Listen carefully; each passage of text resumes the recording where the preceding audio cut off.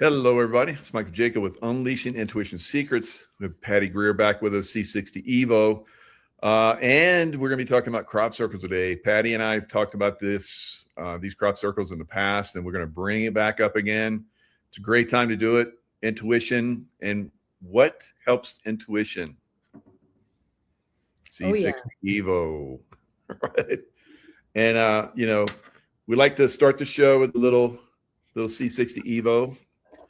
I know it's still not too late for you, I guess.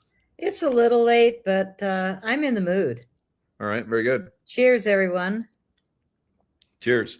Please join us if you have some. Makes your mouth perky. And why do we do this at the top of the show, Michael? Why do we take the Evo? Is it kind of cheating? It is kind of cheating because it's basically going to clear out our pineal gland and help us to be more intuitive and clear out the neurons so the neurons can fire better. So I like it. It does. It makes us kind of mentally frisky. Yeah, very good. Yeah, I mean, we do it at the top of a lot of shows because it just helps. It's kind of like doing it before a race. Why not? They can test your blood all they want, and they're still not going to know, how do you get such an advantage? It's the Evo. And the spoon. It's like so easy. Mm-hmm. And we always talk about C60 Evo, but you and I also have gone 20 years back is when I was going in crop circles. And when your wife and I started talking about, God, we should hit a crop circle show because the first crop circle just appeared. And it's so interesting because I feel like when I was going in crop circles, there were 25 to 50, almost 75 within a 40-mile square radius of where I was sleeping for the summer in southern England, in Somerset, which includes the Avebury stone circles right in the middle of this 40 square mile radius. Then there's Glastonbury and Stonehenge. And so you've got these two massive sacred stone circles where people have been walking across Europe for thousands of years to come to this energized sacred site and add to that frequency and that natural energy. And the stones are, what are they? Granite and crystal ground into the sarsen's, and they go into the ground deeply. And the flawless mathematics have drawn the ancient wisdom keepers to Stonehenge forever. And my very first crop circle experience, 2006, I had gone into a store in Glastonbury, not knowing anything. All I knew was my fingertips were all full of cuts from mercury poisoning from a terrible dentist. And I needed to heal, and I couldn't find any kind of doctor woo-woo in America. So I thought, crop circles, I'll try anything once. So I go over to England. And my very first experience, I had one of my daughters with me, and I said, come on, humor me. Just come and let's go be in some crop circles. She, oh, God, hippie. And so, she came. So the very first crop circle, I go into Glastonbury, and I'm asking around all the stores. I have these 14 photos in my purse that I shot, that I screenshotted in America and printed them. And I was all excited because those already arrived in southern England by the time we got there in June or July. And I said, are there any new ones? And he said, oh, we haven't really had any crop circles this summer. And I looked at him and I was like, excuse me? I thought you were like the store with all these books and you knew about crop circles. Is somebody else work here? And he goes, well, no, we just really haven't had any. And I just got like crabby right away because people were weird. And it was when Bush was the president, I guess, but they didn't like Americans. And so I was like, what is it? Because I'm American? I really felt like that was it. Yeah. And so I just slammed down my 14 photos on his counter. And I said, well, let me educate you, my friend. Here's 14 that are, within 20 miles of here. And they have different, ways, not miles. But he didn't care for my attitude. And I was like, thanks for your help. So I look around Glastonbury. I'm with my daughter. I'm trying to be, cool hippie mom. And I see across the way, there's a store called Witchcraft. And she looks at me, no, Mom. It's like, come on, let's just walk counterclockwise. we'll be fine. Like, I don't know why I said that, but we walk in and I said, there were three ladies at the front counter chatting away and they were all excited about something. And we just walked through the store and there's herbs hanging and all kinds of neat stuff. And so the ladies left and there's one lady that's working there and she comes up and she says, "Hi, I'm Arwen. Can I help you?" "Oh, wait, I don't help anyone." And literally turned around and walked away. God. I was like, "Oh, okay. That was weird." So we went up to the counter and I said, "I got to be honest, we're from America." "Oh, really?" "Yes." And we're here to see the crop circles. And here I am in Band-Aids and gloves. I probably looked weird because my fingers were really bad from the mercury poisoning. And she was pretty nice. She said, "Oh my gosh, my two friends just left, are going to a crop circle tomorrow morning. That's what we were talking about." And here I walk right by them. So she yells out the door, "Vicki, Victoria." And they turned around and came back and we met. And I had no idea that Victoria was truly the Archdruidess of Stonehenge. It was just like a lucky meeting that a lady with a few homes in Glastonbury would happen to be there when I was walking in. Wow. And so we met. And they said, "Sure, you can follow us tomorrow. We'll meet right here in front of the store at 10 a.m. and you can just follow us." So here we are in this rental car on the other side of the steering wheels on the other side. And you drive on the other side and you do the roundabouts, which is so friggin' backwards. And so, okay, we're following these ladies, no problem. They've got, what is it, a little Martin Mini, teeny little car, literally two Great Danes, but stuffed in the back window was a Celtic harp. And my history was that I was a harpist for 33 years. This is just kind of a thing that a guy did of a really nice photo of me and my beautiful gold harp. But I did this for 33 years and then got poisoned by a dentist and it took my fingertips, just shredded. It's been 20 something years and I still got a cut today. So I've been dealing with it, but I do the crop circles, thinking I was going to heal my hands. And as soon as I got in the first crop circle, totally forgot about my hands. And ever since, pretty much totally forgot that was why I went. I just was so blown away in the first crop circle. And there I am with Victoria, still didn't know who she was. And it's raining, it's cold, but we still walked, we had these directions. I followed her, but I was the leader walking through the tractor lines called tram lines. And it's drizzly and cold and we're all getting soaked in our jeans and shirts and whatever. But we just kept walking and all of a sudden the hair just stood up on our arms and tingles on top of the head. And I was like, whoa, something's going on here. And I turned around and looked at them and they both just big eyes nodded like, yeah, I feel something. There's my daughter and there's Victoria. So they're just nodding. And I said, let's keep going, but no talking. So we walk and all of a sudden the wheat just dropped down. And it was this, see, goosebumps, this just meticulous, flawless, like one circle of wind must have blown it down, but there wasn't a hair out of place. It was so meticulous. And all of us just were like welcomed in. It feels almost like water. It pulls you in. And we just all walked in totally amazed. And it wasn't a circle. It was kind of a strange formation shape, but it was absolutely flawless except this one little area in the middle. And it was chopped up and cut up. It looked like somebody took a hacksaw and just wrecked it, or an animal, but what? It landed from space, or it jumped into the way, 30, 40 feet. It was just right there, a mess in the middle and otherwise really immaculate. So my daughter's like, yeah, I'm cold. I got to go and back to the car. I'll just sit in ours. And so I was like, okay, the other lady was there with the two dogs. She didn't want to come in.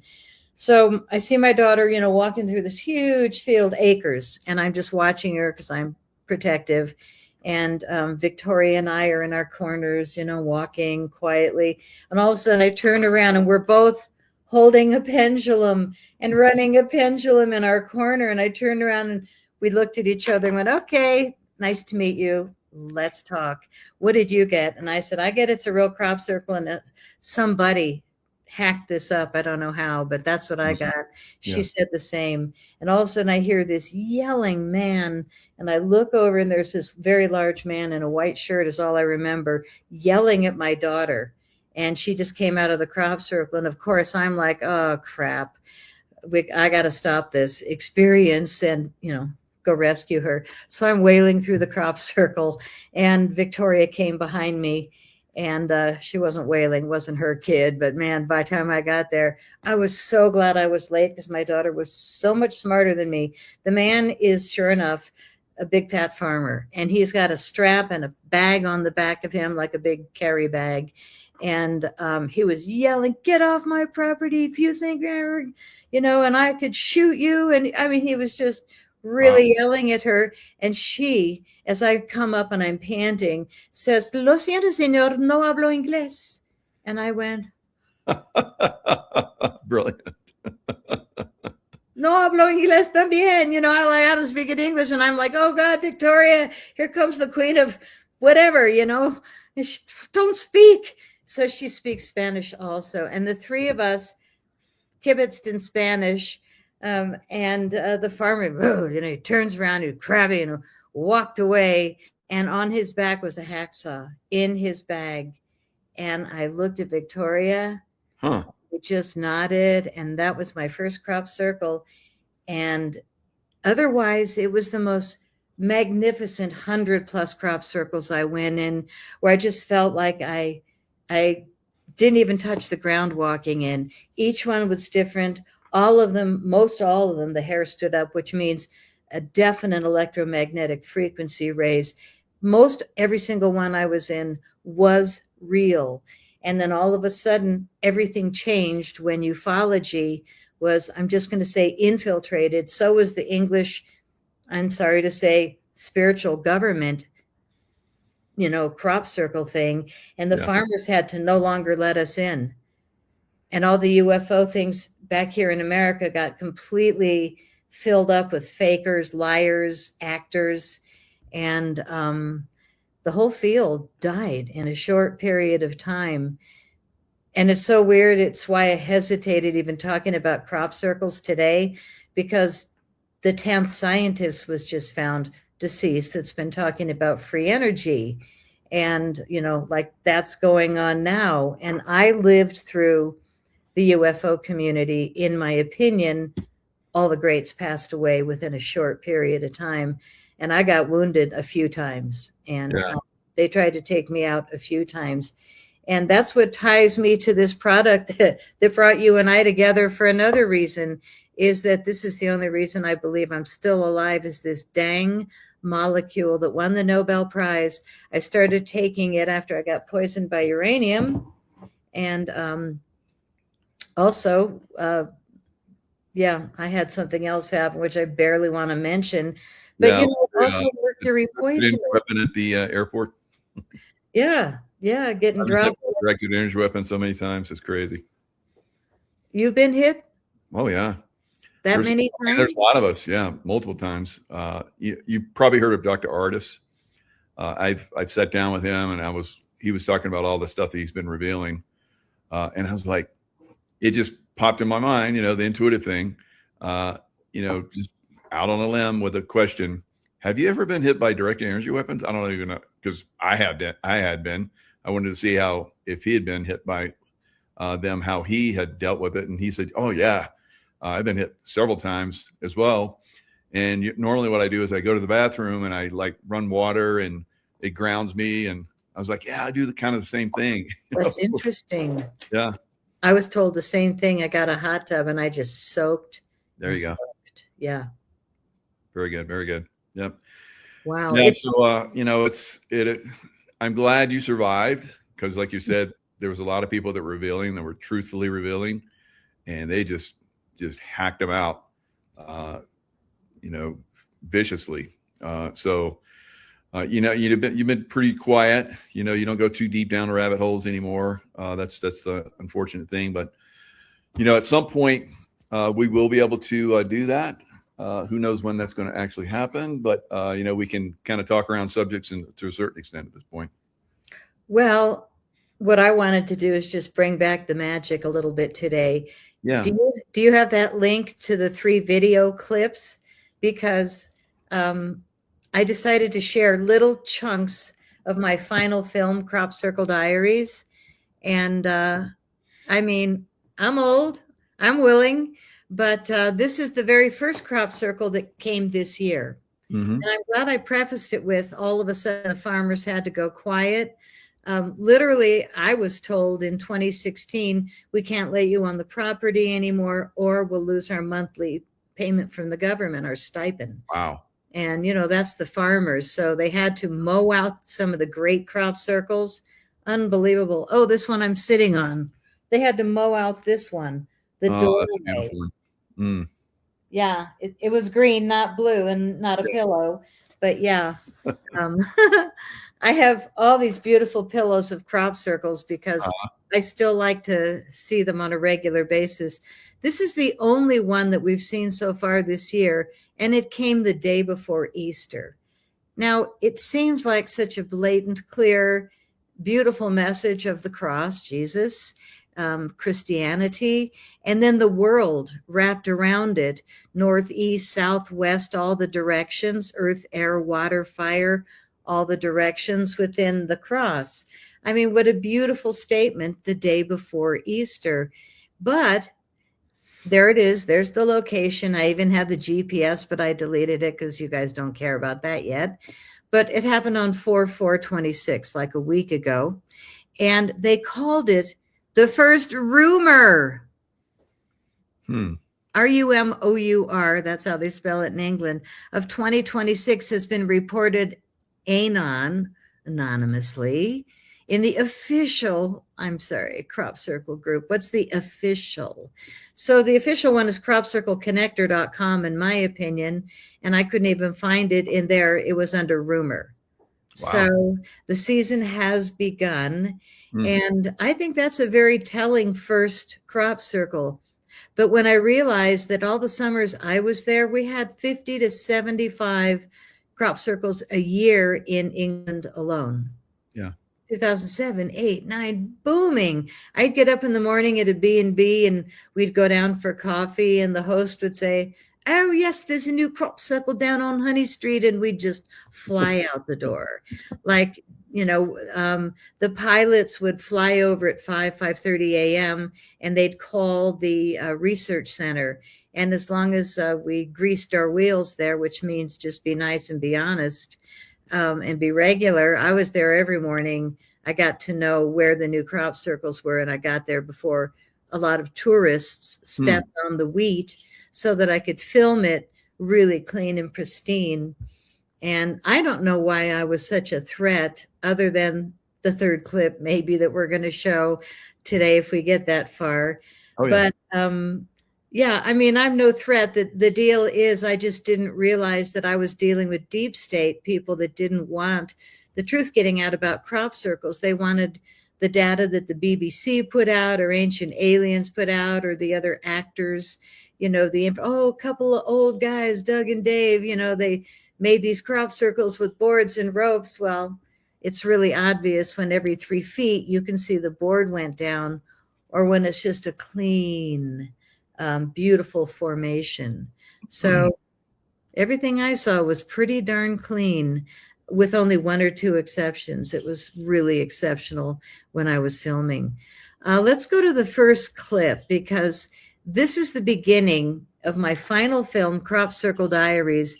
It's just the first 3 minutes when I literally woke up in a crop circle, except that I'm filming this now and narrating it. But in 2008, my second year there, I spent it might have been 2007, my first year. At the end, it was in August, early August, I passed out in a crop circle. And when I woke up, I literally that day started telling stories and making movies.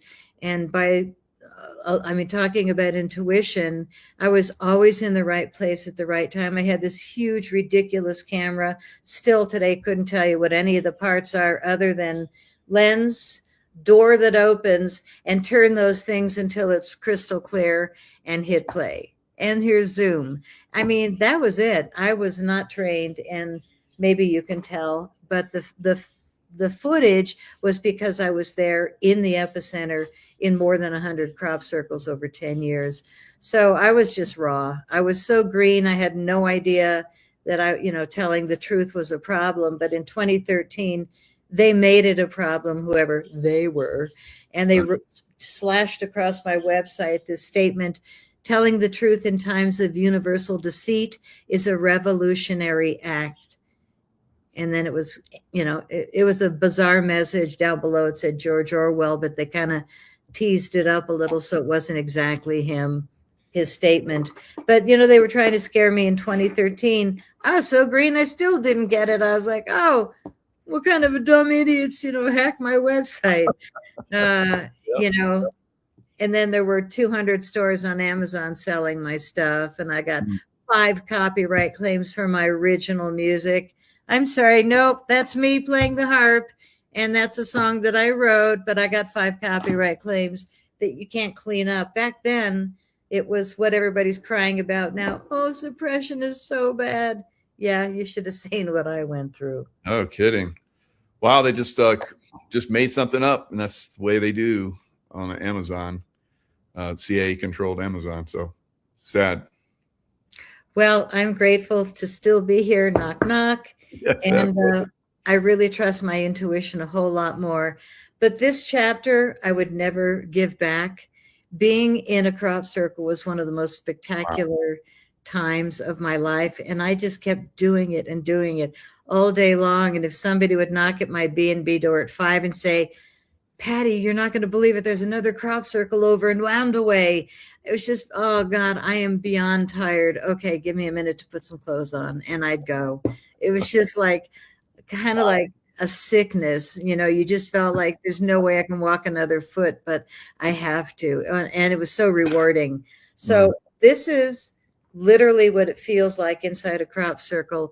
And it's the beginning of my final film, Crop Circle Diaries. Where am I? What happened? I feel really odd. Oh my God, I passed out in a crop circle. How long have I been here? What are those beams of light in the sky? I've never seen them before. Feels like they're watching me. Feels kind of good. The beams of light moved around the field into every nook and cranny. They were moving carefully all over the field like they were doing a job or something. So what is this pattern I'm sitting in? What's the crop circle message? On the ground, all I see are triangles and cubes. But the electromagnetic energy is definitely enhanced. I've got goosebumps all over my body from head to toe. The top of my head is tingling. I feel dizzy, looking around like I'm spinning in a vortex, a tornado of blended, enhanced frequencies. I understand. This must be crop circle magic. So I woke up in that formation, completely delirious. And I was kind of sunburned, and I wasn't sure if it was from the sun or from the experience, but that's how it started.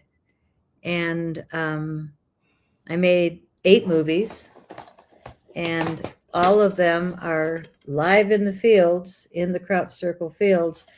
But this formation, I think, was the most stunning. I was not in it, but it's on the cover. It has 409 independent circles.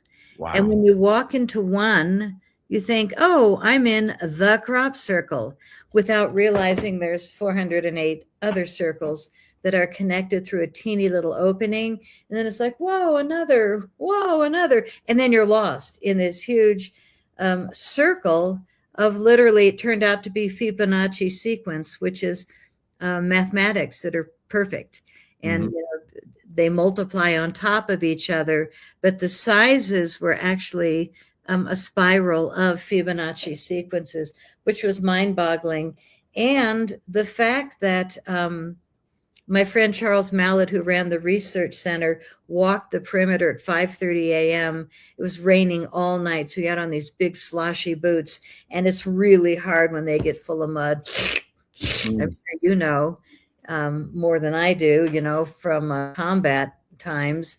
But Absolutely. in crop circle mud, it was, you know, we were still determined to get there, and the boots get real heavy. They're heavy to begin with, those big rubber wellies. So he walked the whole perimeter. He said there wasn't one footstep at 5:30 a.m. in this formation, and it wasn't there the night before. Hmm.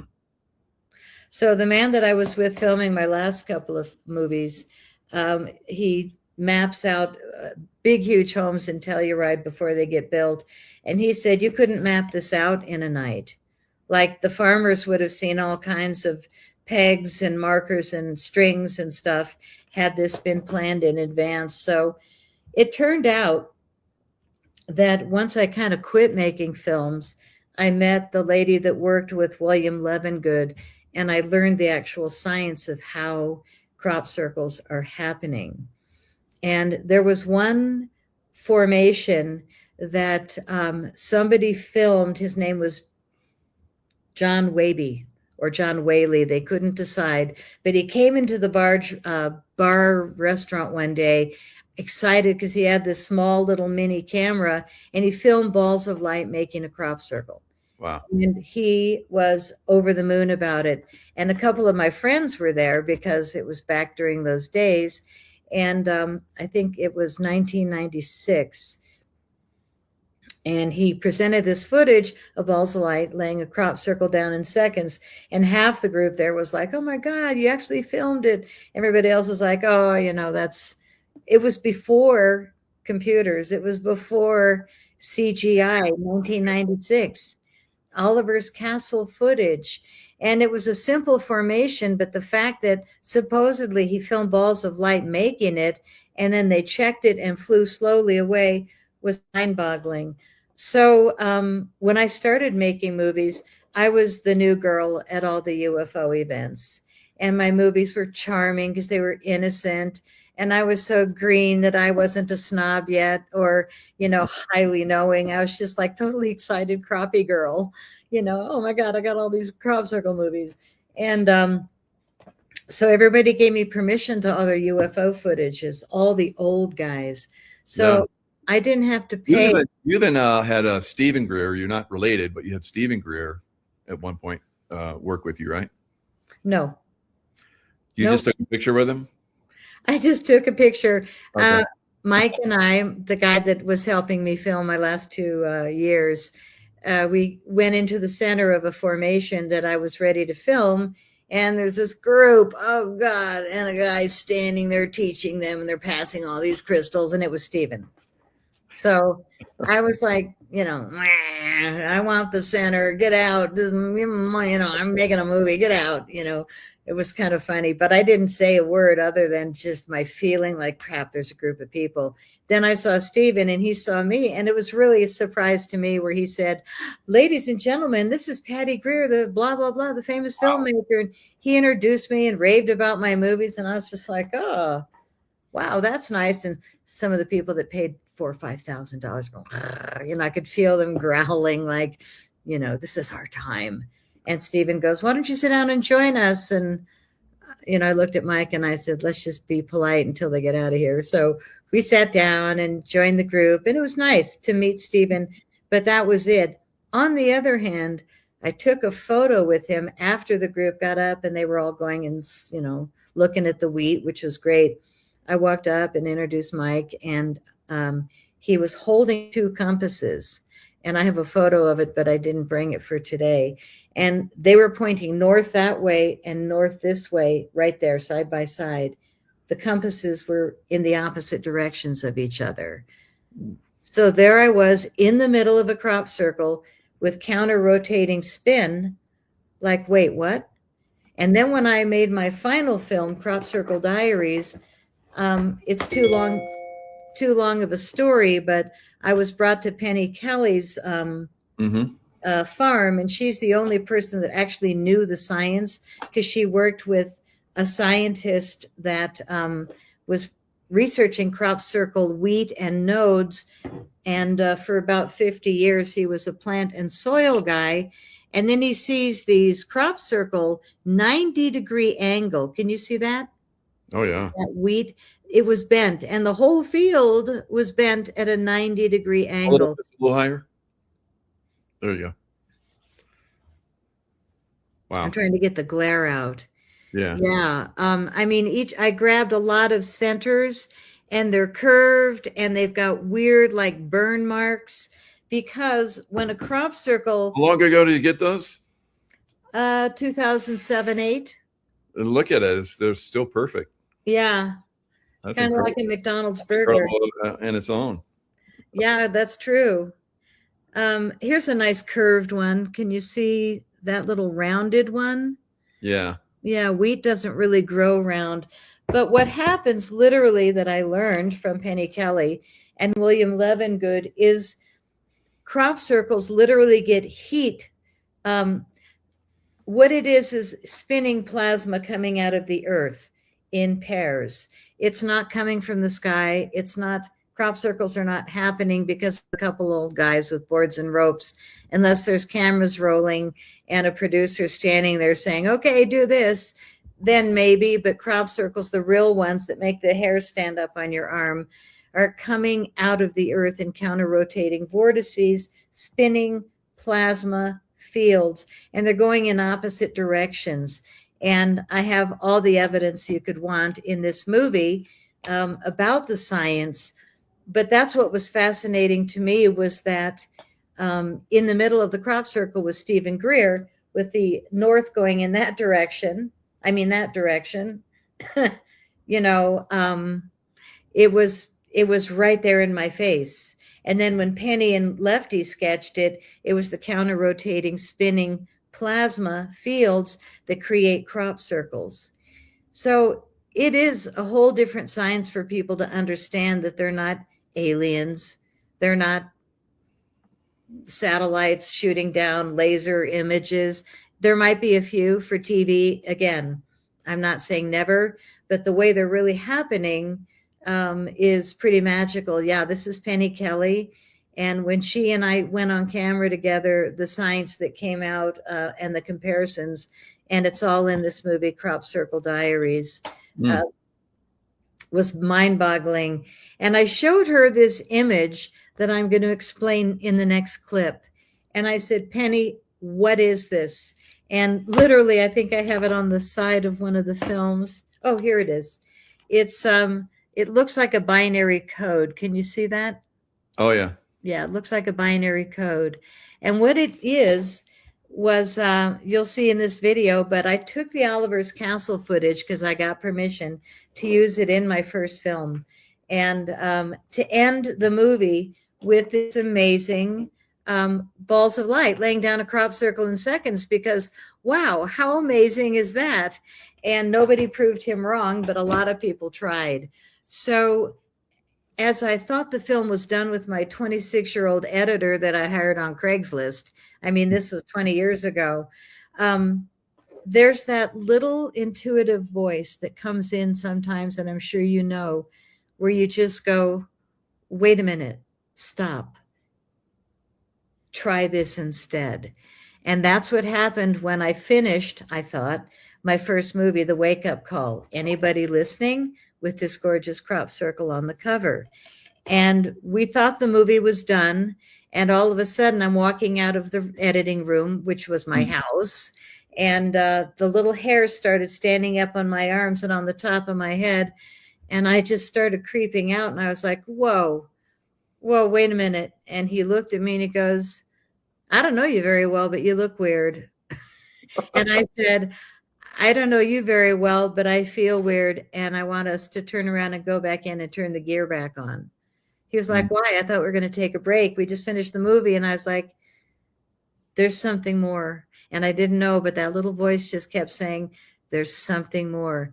Hmm. So we turned around and went back in, and I looked at the monitor, and there's this big blue orb, beautiful blue, looked like a flowers inside. And I went close up to the screen and I said, "Where'd that blue orb come from? I don't even recognize it." And he didn't either. So he walks around the back of the computer and he said, "That monitor's not plugged in." So now I'm totally creeped out. I'm just like, wait, what? Okay, that's it. Plug it back in.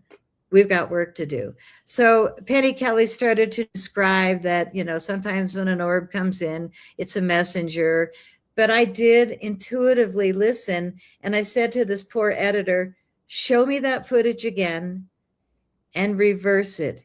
And that's what this next clip is. And it's literally what happened when I found this incredible piece of evidence. I said, show me the Oliver's Castle footage where 2 balls of light lay a crop circle down in seconds. Show it to me again. He said, why? I said, I don't know, just do it. So he lit it up and I watched it and I said, reverse it. He said, why? I said, I don't know, just do it. So he reversed it.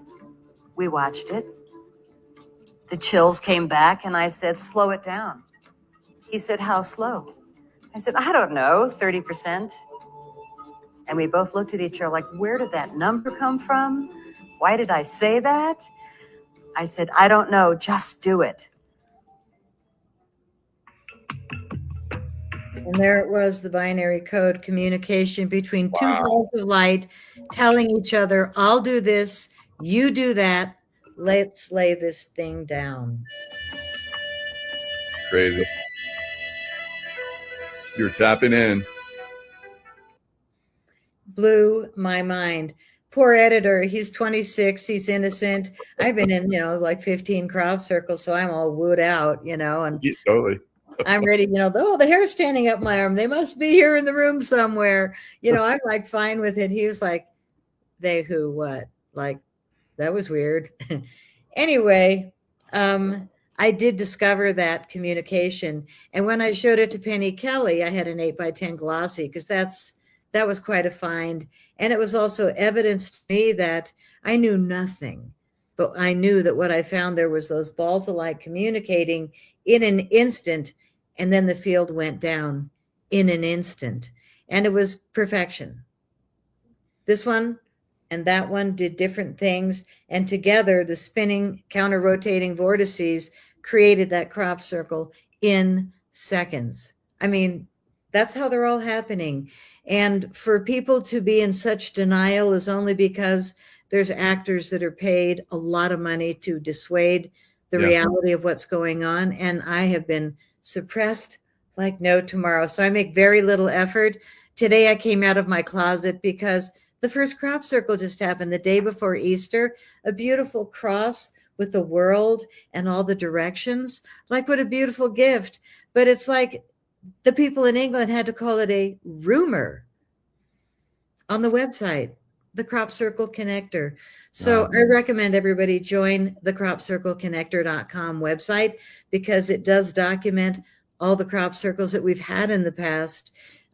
Sadly, I think they're not allowed to document much anymore, but hopefully we're turning that around now. But for me, I'm just full of evidence. I've got stones that I picked up in the crop circles that I keep in bottles, jars around the house.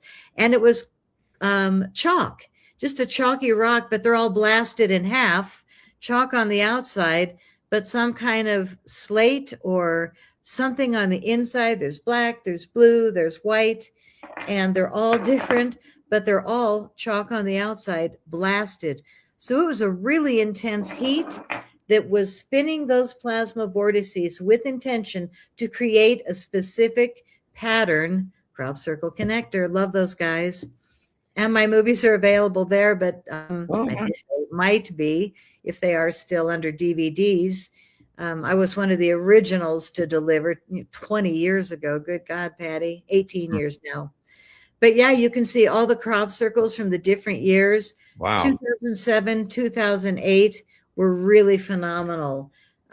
Lately, there's been very few because I don't think they're allowed to document them, and right.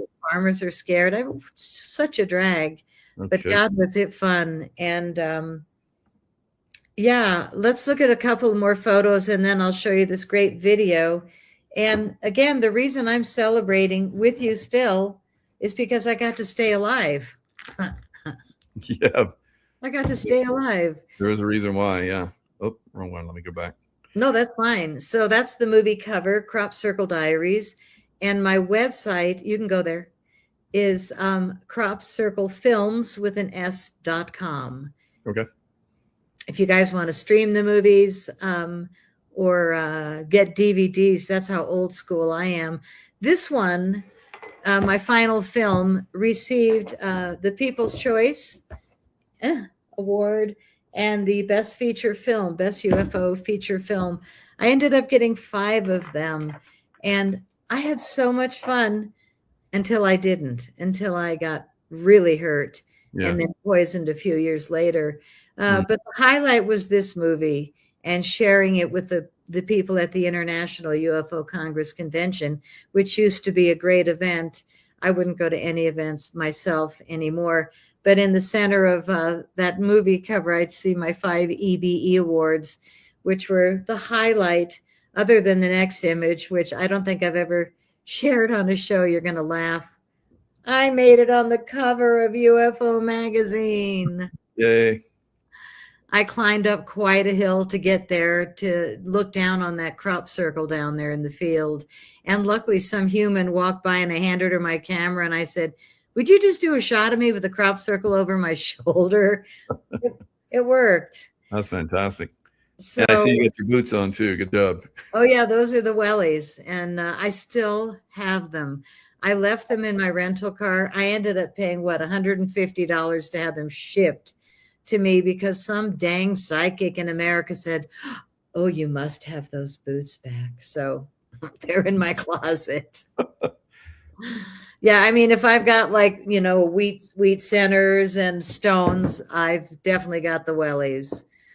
So if you want this magazine, it's actually on Amazon. So Patty's, and I have the link in the description box, and Patty's DVDs, still got the DVDs out there. You're going to have to go back in time, find a DVD player or dig it out. But I've seen all your movies and they're fantastic. Great deep insights.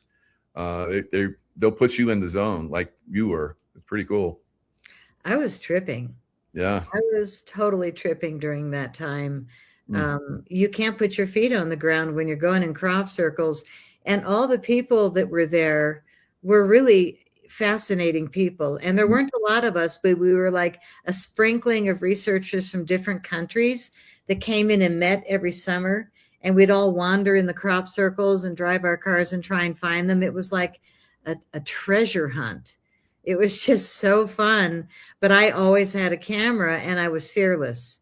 And whenever the weather was bad and I'd go to the airport to fly these little microlight planes, the pilot, the first time I flew, the pilot goes, "Door on or door off?" And I was like, "What does that mean?" And he goes, "Well, the professional photographers don't want a door on their side of the plane." And I was like, "Okay, and how high are we flying?" "Oh, 2,000 to 3,000 feet." And I was like, okay. Were you strapped in? I said, "Where's the halter?" He goes, "Oh, no, it's just a little seat belt." It's literally like a man's belt. Like there was nothing except the plane flying in a circle, pushing you. It was gravity away from falling out the door. But the one pilot that we flirted naughtily, he liked to scare the crap out of me. So he really cut the angle. "Just don't slow it down. That's not funny." And I was like, "Where's the halter?" And he was like, "Oh, no, just the belts." And I had a huge movie camera. I was so old school. Now you can do an iPhone.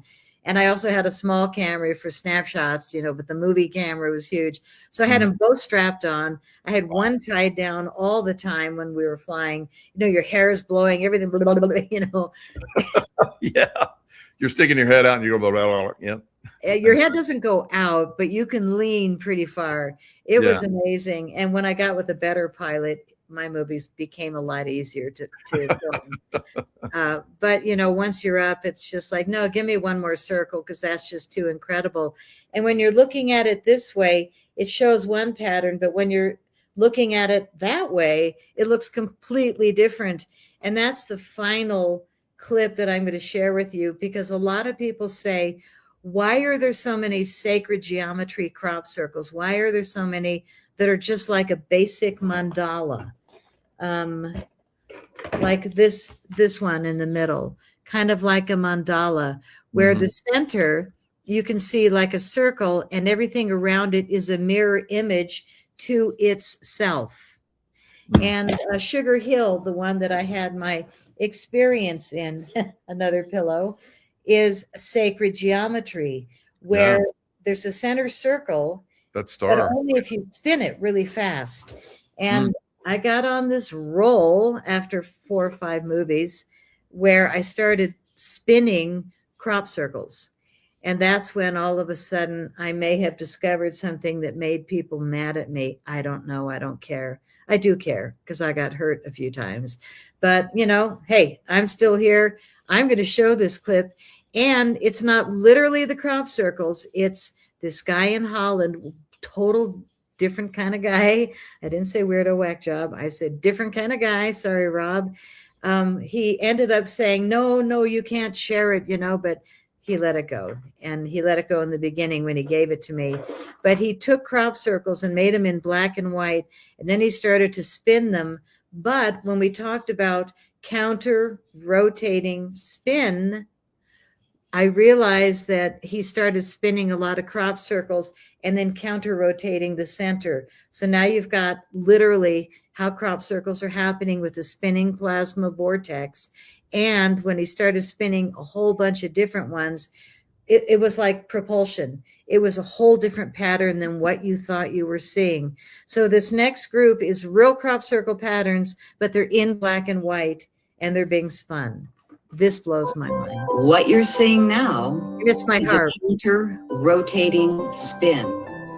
Why would we do this? Probably because of the information within these forms. So what we have here are images of real crop circles that are sacred geometry, which means a pattern, a mandala, that has a center dot, and everything from that dot going out is a mirror image of the pattern across the field. So everything matches from the center out when we are looking at sacred geometry. And when it comes to crop circles and you start to spin them, all of a sudden the image changes. And what we see is something far more interesting than the basic pattern, but There's need counter to be rotating. fun. So what you're looking at now is perhaps a technology for propulsion or a schematic for propulsion. But it appears that what we are looking at is a counter rotating spin from the middle to the outside of the pattern that's creating information. And that information, when used appropriately, Mathematics Explored are going to give us a lot more information about perhaps free energy, spaceship propulsion, all kinds of vehicle propulsions. And here we are with these beautiful crop circle patterns, and we had no idea to spin them. Well, luckily somebody in Holland named Rob, who wants to stay anonymous, did just that. And he did an incredible job, which gave my mind, who had been in most of these crop circles I'm looking at, or at least many of them, a whole new way to look at the sacred geometry of crop circles. A simple pattern becomes very complex and gives us a lot more information than what we originally knew.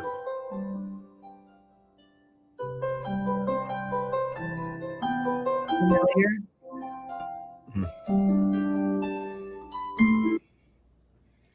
Wow, those are all very stunning, very beautiful. And it's something that you don't see when you look at it. Yeah.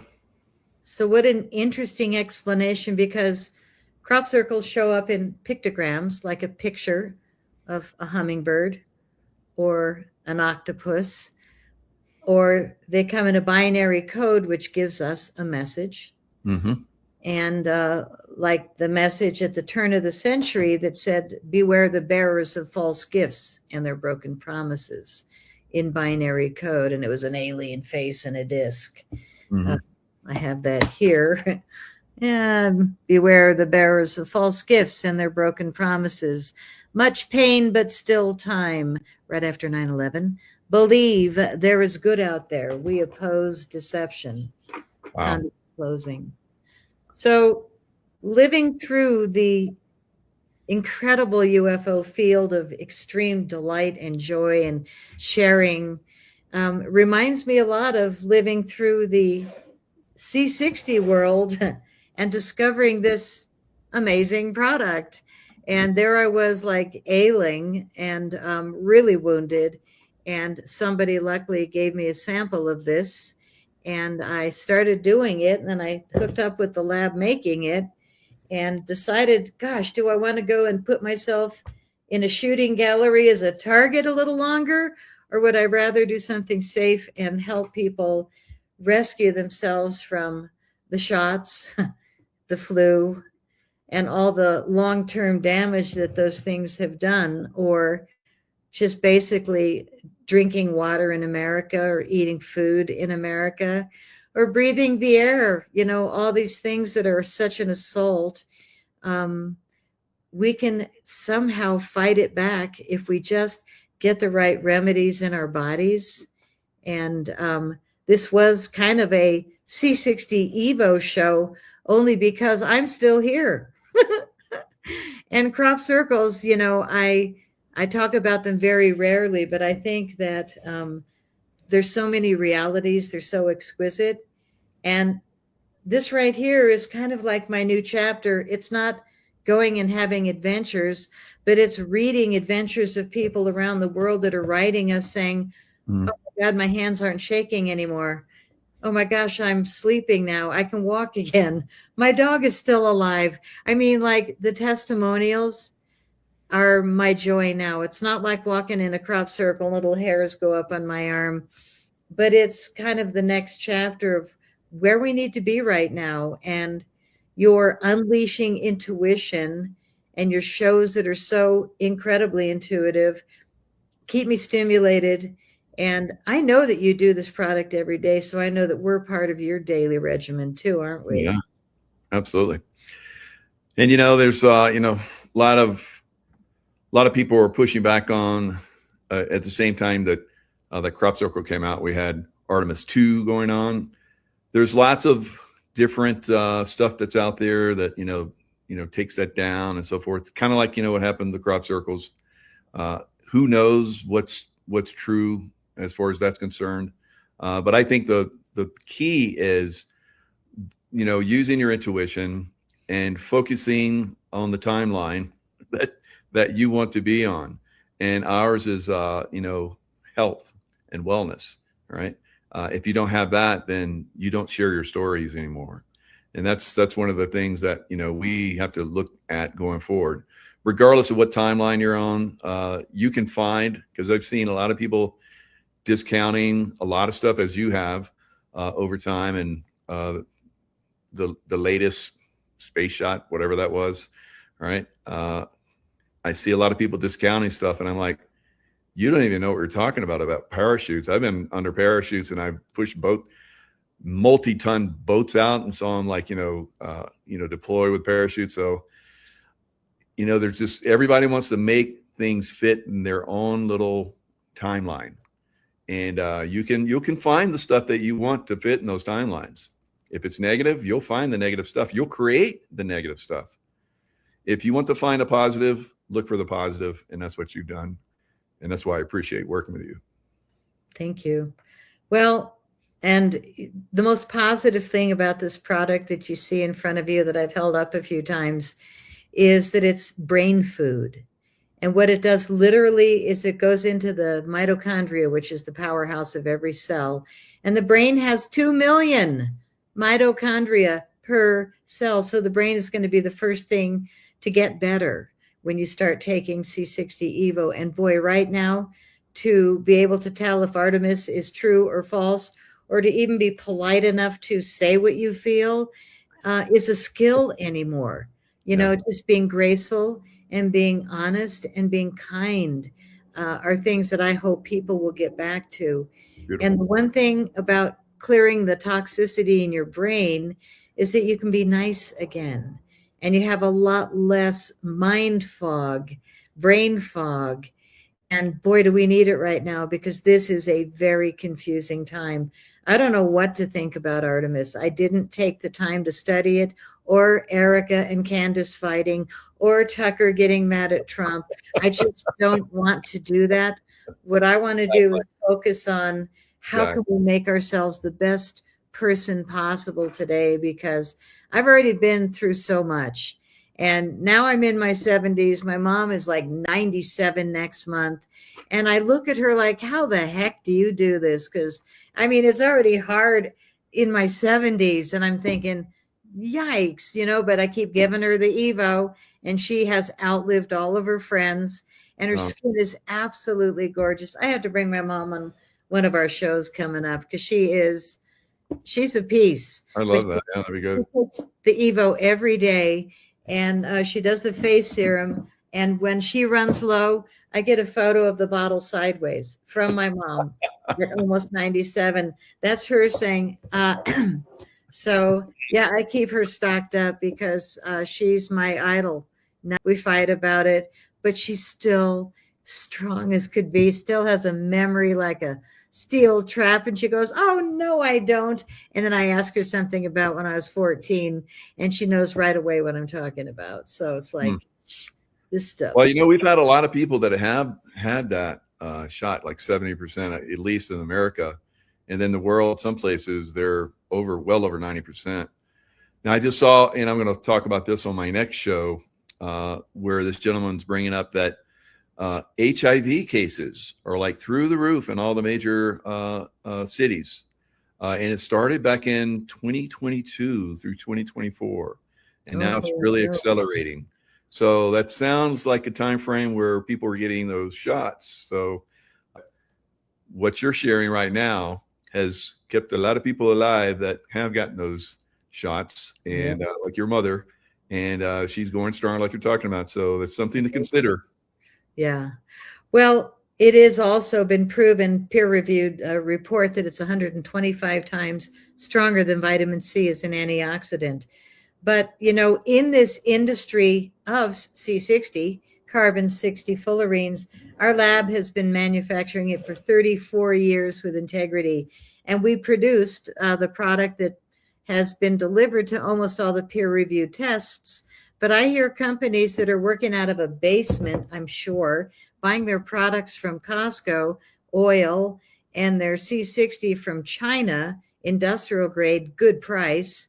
And they're selling it with the recommendations that we do. And they talk about the peer-reviewed study. The rats live 90% longer. Well, I'm sorry, that was ESS 60 from our lab, not the stuff from China, dude. So we're seeing a lot of spamming on when you shop for C60 Evo. So be really mindful. You always want to get ESS 60, which is the difference in what we do than the rest of the industry that we left behind in 2019 when we created C60 Evo, which is the evolution away from the industrial C60 to only ESS 60, made specifically for people and pets. So these are the top items right here that we sell more of than anything. It's the olive oil, and our olive oil comes from a farm in Tunisia blended with a naturally occurring molecule, this carbon-60, but there's not enough in nature to supply the world at the level that we're selling right now, let alone moving into the future when people are really going to realize how much we all need this. Maybe in the water instead of fluoride would be nice, except that it's not water soluble. So that won't work, but you can buy it, put it on a spoon, and get yourself healthy. We sell the olive oil in 4-ounce, 8-ounce, 16, and the Bad Boy 32, which you have one and I have one. Yeah, it's a big bottle. Yeah, that's a daddy size bottle. And Yep. we do. Almost half gone. Oh, way to go. We have 3 flavors that the oil comes in, but the peer-reviewed studies have all been with the olive oil because it holds more ESS 60 than any of the other flavors. And it's strong. It's real olive oil from Tunisia, so you can taste it. It's super peppery. And then there's the avocado oil, wonderful, nutty, great on a spoon. You can pour it on a salad, but then you got to lick your plate if you want to get all the oil up.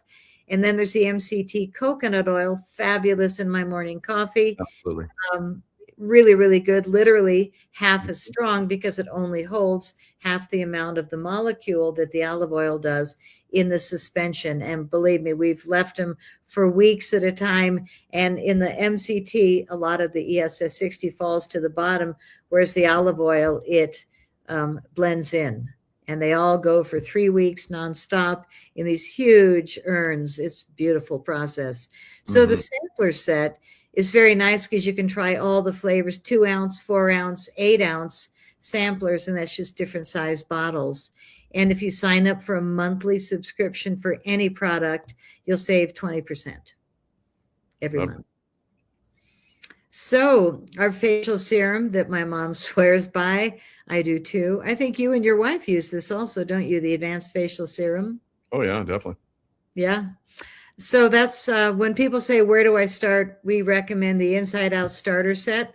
And that includes the advanced facial serum, all natural, 21 organic, vegan, gorgeous ingredients, smells like rosemary oil, and it has a base of chia seed oil, which I don't think any other facial product does. That's our trick. And it's because our formulator has written over 20 books on every food in the forest, how you can eat it, drink it, smoke it, boil the roots and heal from it. So she is a spectacular formulator, Brigitte Mars. And our products all smell amazing and the ingredients are excellent because we have that kind of help and a lab that's been at it 34 years. So we also sell products for people and pets. We've got a dog formula that's basically the olive oil, our top seller, and it's got a bacon flavor dogs love. The cat one has a salmon flavor that cats love. And all of a sudden, you see your lethargic pets get up and go again. And so you can buy just the bottle alone for the dog, or you can get the dog lover set. And any sets that you buy, you get 15% off. We take it off. And then the monthly subscription, you still get another discount. But no matter what you buy, we are all about discounts. At checkout, you'll see Michael has a secret code for another $15 off at checkout. And now we can save on bundles, which are only available on this landing page. They are not available on the website. So you can buy a 3-pack and save 15%, which is 3 bottles, or a 6-pack and save 20%, or you can get the biggest discount is a dozen quantity, and the dozen quantity is 25% off. So you want to go check out the store, and we are offering it on our top selling items, which is the starter set. 1 or 2 is that discount. And just take a look at c60evo.com/unleashing intuition. And if you go to the bottom of the page, I think you'll see the case deals. Nope, you got to go to the website store for that. But the cases, you'll save 25% when you buy 12 bottles at a time. And that's a great discount. But don't forget to use the coupon code for Michael at checkout to get a little more discount. So that's the store with every product individual, or the cases. We sell a lot of cases because people are concerned, stocking up food, stocking up water. You should be stocking up C60 Evo. And the reasons are for energy, flexibility, endurance, and better sleep at night. It's amazing that it delivers all of that. But again, I recommend take it before noon unless you drink too much at night, take it at night and you'll feel better in the morning than expected. So these are the big cases. Oh my God, a 32-ounce case. Imagine that is a heavy, heavy box coming to you. Yeah, I just opened the glass bottles because we just went glass, and they are heavy and they are wrapped like you got to fight your way into them. It was some work getting the products open yesterday, but what a treat, because now they're all in glass bottles, all the edible oil. Yeah, good. So that's amazing. And, just like we talked about, there's, with the crop circles and the UFO stuff, they just came out and just ravaged all that information. The crop circle stuff, like you talked about, it seems like it was kind of interrelating with the UFO, vehicles that they were finding, and trying to figure out how, the propulsion systems worked and so forth. It's Bob Lazar. There's a new movie out about him and his discovery of the, propulsion systems and so forth, and how they went after him, tried to kill him. Fortunately, because he came out and talked a lot, probably that may have helped you as well, because you talked a lot. And that's what I do. I know that's helped me stay alive. So, but you have to be, you have to tread carefully. So the real technology of how we're moving and can move in space or through portals or whatever, however we're moving around, is being restricted from us at this point. I think we're going to see in the future that it's going to be revealed. But in the meantime, we kind of tiptoe around this stuff still. The crazy stuff, like even, you guys with your incredible technology and medical help and health and wellness. We even have, fraud in that as well, like you were talking about. I was using some of that fraud at one time, and I was like, when is this stuff going to start to work? And I've spent a lot of money on this. Everybody says this is the greatest stuff. And I know there was other influencers like me. I didn't start to share until I met you guys, but I was using the fraud stuff, and nothing was happening. And I know Nino was using it, and he was actually promoting it for a while. And I was like, oh my God, Nino. So now he's doing the good stuff, thankfully. And he's finally come around. So, more and more people are sharing this. And it's thanks to you, because you talk to those guys to, let's share this with the public. And they're like, we're scientists, get out of here. And they're like, no, really. Yeah. And then they okay, let's try it. Why not? And so here we are. So thank you for that. Oh, yeah. Well, I mean, it's funny. There are a bunch of guys at the lab. And when I said, okay, now the oil is amazing. I've been rubbing it on my face. And now my 50,000 miles of Harley skin is starting to soften. I think we need a face serum. And they're like, yeah, that's not going to happen. And then I finally won the war, and we did a face serum, and they all started using it. And their wives are like, ooh, you smell so good. So they're like, okay. And then they actually created another face serum and a hair serum with peptides. So our product line is pretty vast. Head to toe improvements. We even have lip balms. Yeah. Like, that's how much I won, because they're just like, okay, you're right. But the most recent product, maybe one of my faves, is the Rich Body Cream with tangerine. That is, oh my gosh, it smells so good. And we actually have been sold out for 3 months. So we just got it back in, and a lot of people are buying 3 packs of that. So stock up on C60 Evo. And again, the landing page is our name and his secret name, c60evo.com/unleashing intuition.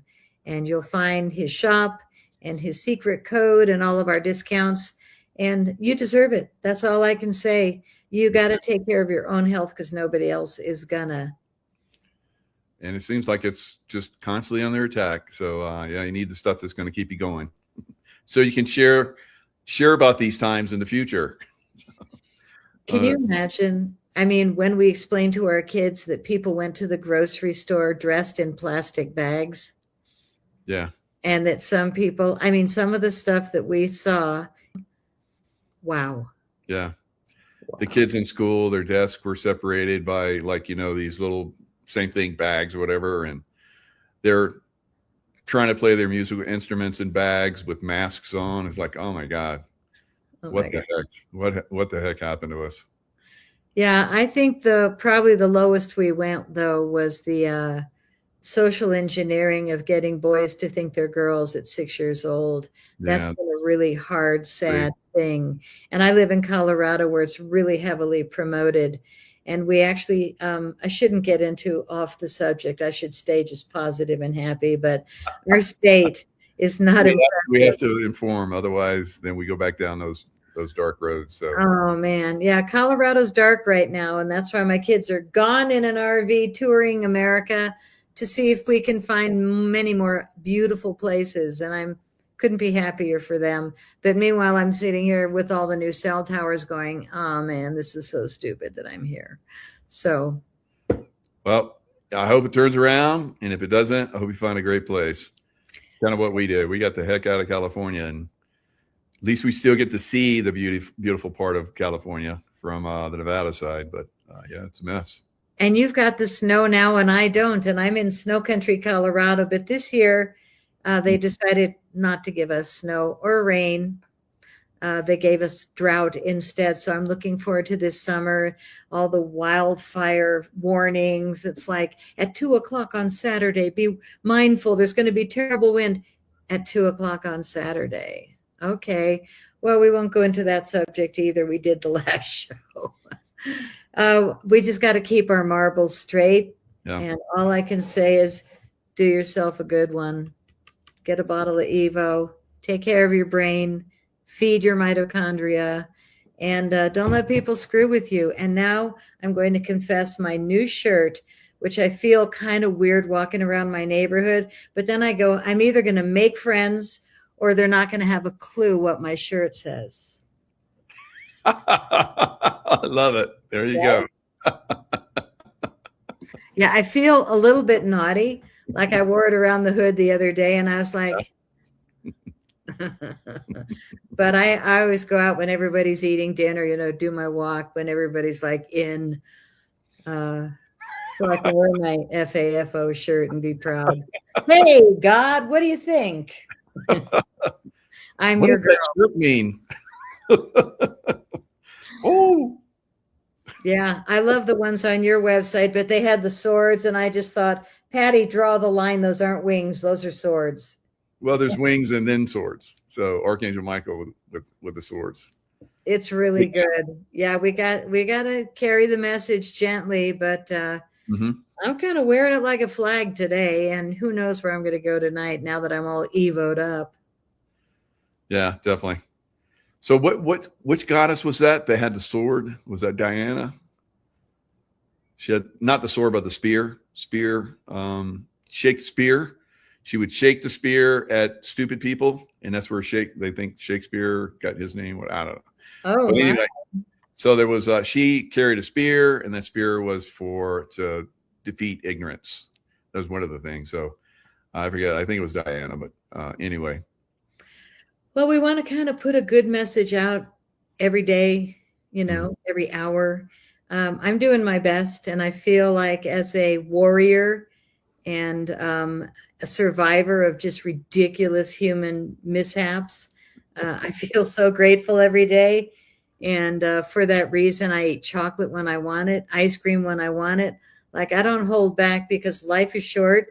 And it's funny, every decade, women get a little cocky, or at 40, you just want to be married and have the house. And at 50, you don't want any crap from anyone. And at 60, you know more than you want to, and you just don't take any crap. And by 70, you just step on it. I mean, I'm just laughing at how little I take anymore because my intuition stops me before I step into the problems. And I really respect that you are unleashing intuition with every show you do. You're reminding people to be conscious. And I think our product has helped you because I think you are more brilliant every year I know you. Oh, thank you. And the goddess was, I looked it up, is Athena. Athena. Oh, yes. She's a Greek goddess of wisdom and good counsel and war. So maybe fight back a little bit against, the deep state. But how do we do that? We stay alive. That's how we fight back. Yeah. And if we stay alive, it basically takes them down a little notch, because they're like, God, we're throwing everything at these guys, and they keep going. What is it?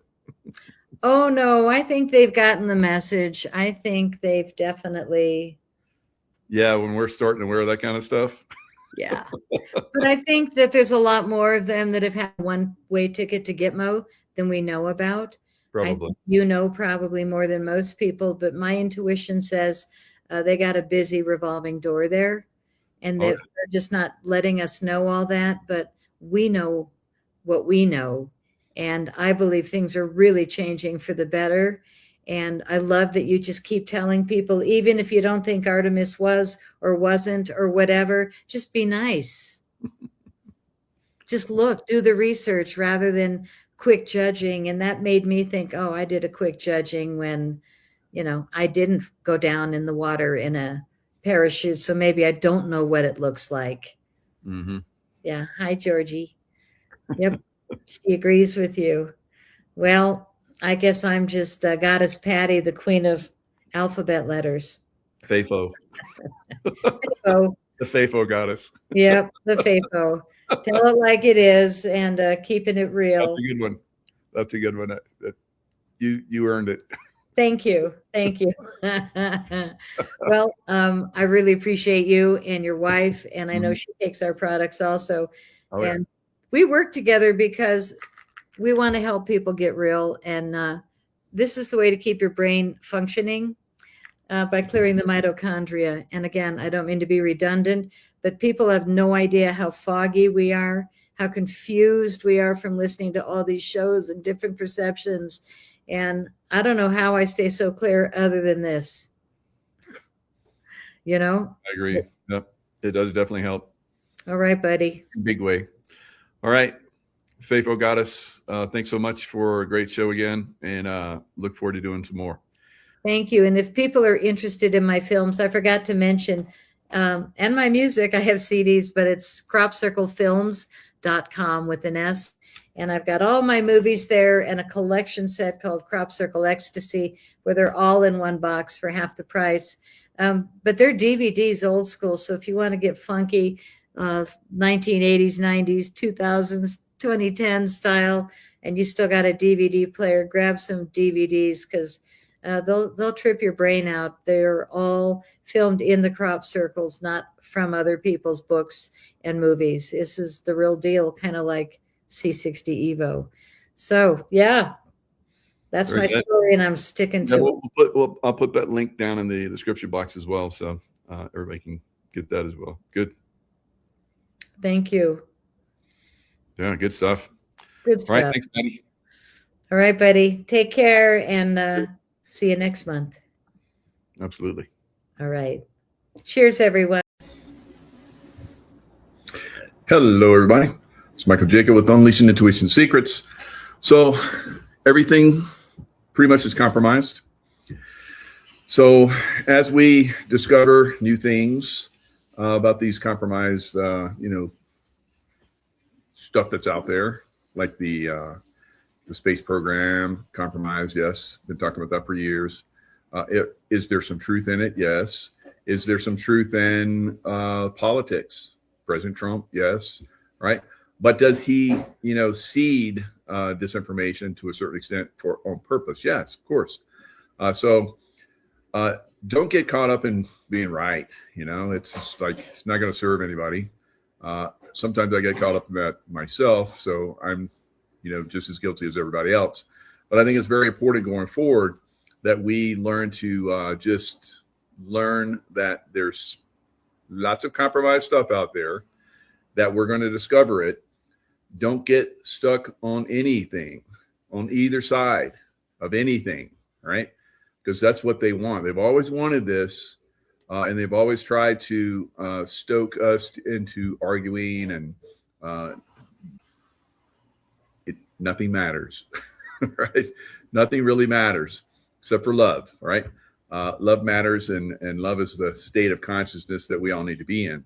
So just be open-minded to all the stuff that's going out there. The compromised stuff is going to continue to expose itself. That's to be expected. Don't get stuck on something and start to get angry with other people that think differently from you. So, and like I said, sometimes I get stuck on that as well. So we're all human, and we're gonna sometimes get stuck on stupid, right? Everybody does at some point, sometime. Just move forward, right? Don't get stuck. Don't get stuck. Don't get stuck on stupid. All right. So let's look at what's going on in the world. U.S. enforces blockade on Iranian ports. Now, this again is where I'm seeing people getting, former influencers. I say former because I think they're stuck on stupid. They're not seeing a bigger picture, and they're arguing to be right. So just presenting the information, I think, is important this time, whatever information you have. And then I'm seeing a lot of people out there that are, this is the way it is. And, everything else is wrong, right? No, right? So I see a lot of people that are not seeing a bigger picture on the Straits of Hormuz. This is to take down the money system, right? If you think it's something else, that's fine. If you see other aspects of it, that's fine.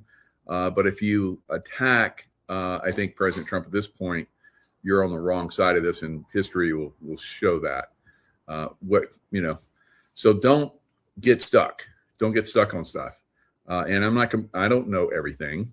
I've been saying that it was going to be a ground war. Is it going to happen? From my experience, from what I'm seeing, it's going to happen, but maybe it won't. So that would be great if it doesn't. So just stay flexible, stay open-minded to all the different things that are happening. I know a lot of people, almost most people, they want the thing. They want the thing so that their mind can just be quiet and quit looking, because they don't like that. They want the thing, right? Most people want the thing. And if they don't get the thing, then they get angry, right? And they want to attack everybody that's not giving them the thing, all right? So you're not going to get the thing. But I can tell you the thing is that President Trump is taking down the economic system, right? And I think that's one of the things that, we're going to see going forward. And then we're coming after the political types. And the political types are, I think it's already starting. We're going to talk about that. Swalwell and Gonzalez just resigned. Why did they resign? Because Congress is pushing through a bill that would cut off retirement to those people that are kicked out of Congress. How about that? So both these guys just resigned, which I think is unprecedented. I've never seen anything like that in history of the political sphere. Sure, there's been some people that have resigned. I can't think of them. They're probably back there in time somewhere. Everything, all the evidence started to pile up on them. Swalwell was going to be governor of California, and he resigned from running for governor of California because all the accusations started coming to him.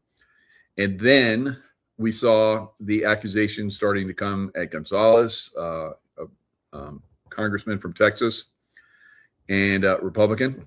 So it's not just Democrats, guys. It's both parties. Both parties are very corrupt. And I think we're seeing the start of the takedown of the political system. It's just fantastic. All right, so let's look at this. Trump yanks troops from Spain. All right, so I've been saying for years that we're going to leave NATO. So now we're moving that position. Now, of course, people would have been arguing that's no way that we're ever going to leave NATO. I think that at this point, you have to start to realize that this is going to happen. As far as the naval blockade is concerned, what's the end game? Is it to force Iran back to the negotiating table? Is it to open up the straits so that gas prices ultimately come down? Maybe everything. I mean, both of those things, certainly, and more.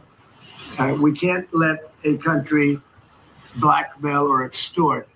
So is it Iran that is blackmailing and extorting the world?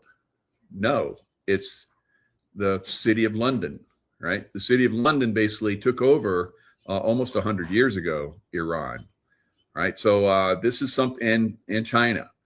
And China is going to be a problem. So China, Iran, Europe, they're all problems. They all have to be taken down. Instead of going right at the city of London, we just take away the money, right? Just take away the money and they collapse. This is what we're going to see. The world, because that's what they're doing. They're really blackmailing the world. We're not going to let that happen. And you know, the amazing thing is, we don't, can you believe this? We don't use this trade. We don't need this trade. We have our own oil, gas, much more than we need. All right. So not only do we have pretty much all the oil that we need, right? But we're also exporting on a massive scale now. We're the world's exporter of oil now. And we have light sweet crude, right? Light sweet crude is the most easily refined crude there is. There's different categories. WTI, West Texas Intermediate crude is light sweet crude, and it's very desirable, right? I don't know how many countries have that. I don't think Venezuela is light sweet crude, but they have a lot of crude. I don't know that the Middle East oil is all light sweet crude, but it is highly desirable. And I'll come back to this, but let's look at this other chart of all of the ships that are coming in right now to get American oil, right? So right here, empty oil tankers headed to the U.S., right? So on a massive scale, we have tankers coming to the U.S. 68 of them can carry 2 million barrels each. So at least 121 empty oil tankers are making their way to the United States of America right now. Holy smokes, we are the world's gas station now, right? China can send their ships to the U.S. China can send their ships to Venezuela. Empty oil carrying ships from many nations are all headed to the U.S. to load up. Harris Faulkner, 68 of those, 28 at 2 million barrels apiece. President Trump has urged countries squeezed by Iran's disruption of the Strait of Hormuz to turn to America energy supplies instead. So we are the new Middle East oil provider, guys. Pretty cool, right? So maybe there was a method to the madness. I believe so. So again, we don't know the big picture here.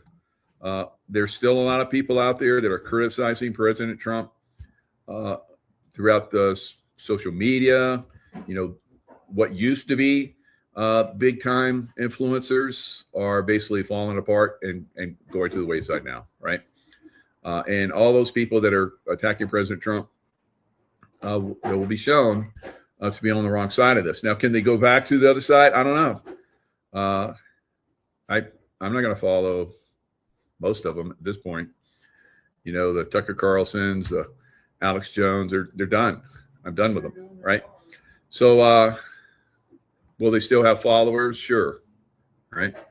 Will they still, and other people, Candace Owens and all these others, will they still have followers? Sure, not moi though, not moi, right? No more, no mas. So it's moving on. Many of us are moving on to bigger and better, and one of those things is bigger and better is to get out of NATO, right? And we're going to talk about that. Have more oil and gas than Saudi Arabia. Think of this. We produce more. Saudi Arabia, and add Russia to it. Substantially more. And by next year, we'll have double that amount. So we don't need it, but the world needs it. Wow, that's incredible, right? So right now we have what Russia and Saudi Arabia puts out. Russia's number 2, Saudi Arabia's number 3. And we put out more than both of them combined. And President Trump just said next year, we're going to double that again. Wow. So yeah, we're the new exporter of oil for the world. And the price of oil came down bigly today. And what did the stock market do? It went up bigly. Now, a lot of you guys are like, I'm so happy I stayed in the stock market. Guess what? Guess what silver did? Silver went up almost 3 times what the stock market did today. Hello. All right. So if you look at last year, silver's up well over 100%. The stock market was up, not even double digits. Right. So you've been talking about going into silver. It's past time. Right. But it's not too late. I still think that silver is going to go up massively and soon. Almost breached $80 today. And once it breaches $80, maybe there's a little bit of pullback. That's the way silver works, right? So, and then maybe it takes off. Maybe it just keeps going and going and going like it did when it went over $100, right? So $100, we're going to look back at $100 and go, boy, that was cheap. Now, I've been jumping up and down. This is time to get into silver. I've been loading up on silver at this price. And I remember jumping up and down with Dr. Kirk Elliott back when it was 17. All right. So, wow. Probably within another month or two, we're probably going to see 10x from $17. Right.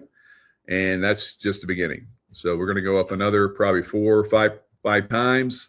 And then it'll be time to move over to gold. But you can stay in silver if you want to. Probably go up to, I don't know, $500,000 at some point. But that's further down the road. It's up to you guys. All right.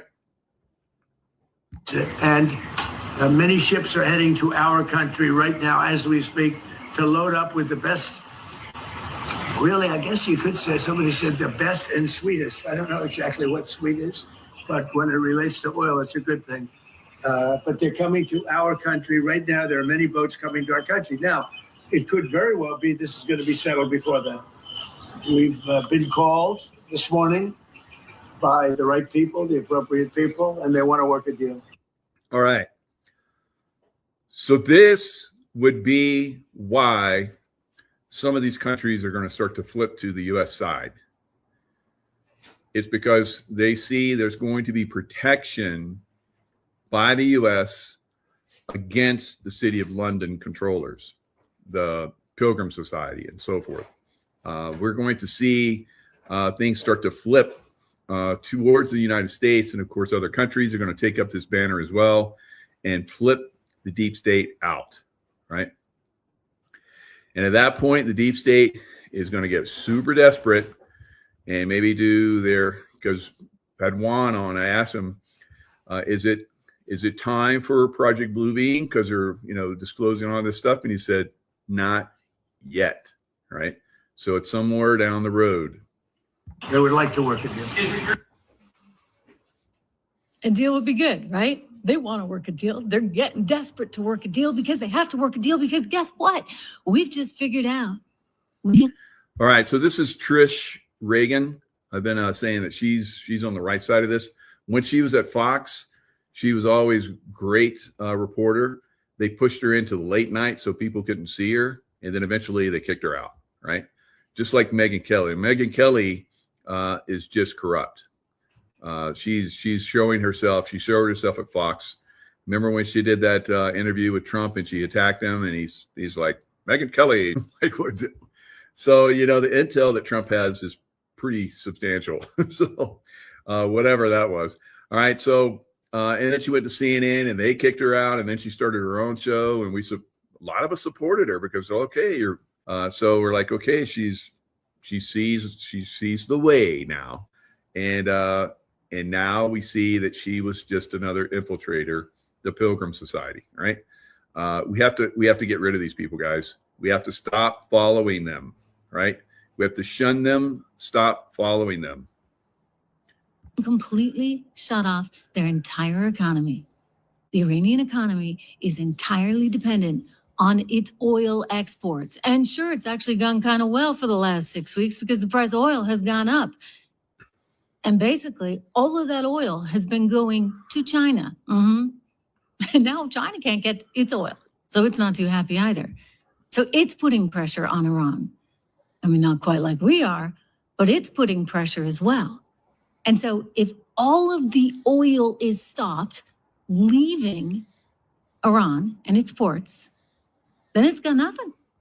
I mean, I think one of the reasons the president hesitated to do that was because he knew that it would affect overall prices, right? When you take off 20% of the world's supply, which is what the Strait of Hormuz is actually accounting for. We don't need the oil. We have plenty of oil here, of course. But when you take 20% of the world's supply off, what happens to the price of oil? It goes up. And so he didn't want the price of oil to go way up all of a sudden because, well, that's bad for everyone. Don't forget, it's a commodity. So even though we have plenty of it here, when you take off 20% of the world's supply, yeah, it's going to go up. So Iran actually benefited from that. Think about that. Because the oil prices were going up. They were still shipping their oil. They were getting their ships out going to China. And now the president said, yep, that's not going to happen anymore. We're not going to allow for that anymore at all. And so we're shutting it down and we're going in, and all of your little Iranian ports, including Kharg Island, are getting shut down. You're not going to get 1 ounce of oil out of that country as long as we have anything to say about it. And hey, Europe, it would be nice if you would step up to the plate too. And this is him over the weekend. He's demanding NATO send warships to take on Iran or lose. All right. So demanding that NATO get involved. So NATO, he's been demanding that for a while now, and NATO is showing its true colors, right? And some countries like Spain and Italy are not only, not getting involved, but they're going the opposite direction and actually restricting the U.S. from using bases in their countries. It's incredible. So we're going to move our bases out of those countries. Support for good because he wants them involved, period, full stop. And this is why the UK is figuring out it doesn't really have a choice here. It wants to salvage the relationship it has. It knows that it needs the US. The UK, the city of London, the controllers of the world for hundreds of years, right? It doesn't have a choice anymore. Right, they're being squeezed finally for the first time since they have been controlling the world for hundreds of years. As for NATO, but there are other actors that are a little bit more like petulant children, like Spain, that don't want to step up to the plate. But then again, they never do, right? Spain, I mean, they were told last year, you're going to have to contribute like 5% of GDP to NATO. And they're like, are you kidding? They have no interest in it. So we shouldn't be surprised. So 5%, contribute 5%. U.S. has been, for the longest time doing 98, 99%. We, the taxpayers, this is going to stop. But then again, why should we be spending hundreds of millions of dollars on those bases if we can't even use them? I mean, literally, we can't even use them. We tried to. We wanted to. And they wouldn't. And France, think about France not even allowing us use of their airspace. France is going to have to come around too. I think Spain, however, is rolling the dice in a bigger way than it should. Listen to the president again. Is it your anticipation, Mr. President, that other countries will assist in this effort to blockade Iran and those? Yeah, other countries are going to also. Which countries, sir? We don't need other countries, frankly, but they've offered the services. We'll let it be known probably tomorrow. Has the blockade started, sir? Yeah, started 10 o'clock. It started all right. It's going pretty well. All right. Iran's not getting anything through. We've actually seen a number of, I think the number is, I'll get this for you, it's around 34 ships that just went through over the weekend. They're getting through. And the president's saying, hey, we're going to announce who is joining this coalition tomorrow. I can tell you, my source is telling me, and again, my on-the-ground reporting indicating that Spain is not going to be one of them. They've actually become the most resistant NATO member. And as a result of this, we're looking at closing a couple of bases, Rota and Moron. Okay, so these are the two big bases. We've talked about these a little bit on the show before. I spent some time over the weekend, as I said, in Spain, and I can tell you, I mean, here's just, you're looking out here at the Mediterranean. If you're watching this video right now, you can see this is the Mediterranean. All right. So what is Spain said? And they have said this for several weeks now. White House tells Spain U.S. military does not need your help. It does not need you, right, at all, really. And that's what we're going to see going forward. In fact, to the point where, hey, let's stop sending hundreds of $millions dollars to this POS country that doesn't want to help us. The U.S. does not need help from Spain or anyone else after the government of Socialist Prime Minister Pedro Sanchez closed off Spanish airspace to U.S. aircraft involved in Operation Epic Fury. Epic Fury. So you heard, and you know by this point, that the U.S. does not need the Middle Eastern oil at all. In fact, we're the exporters of the world now. And so why are we doing this? Really to squeeze out the City of London and the evil ones that are controlling finances and so forth. And this is going to squeeze them out of existence. But, these guys are trying to play games where they think they're going to influence us and manipulate us into going, oh, we're wrong. We're sorry.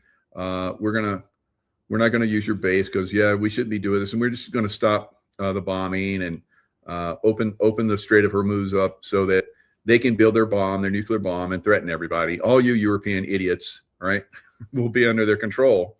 And that's what the deep state wants, the Pilgrim Society.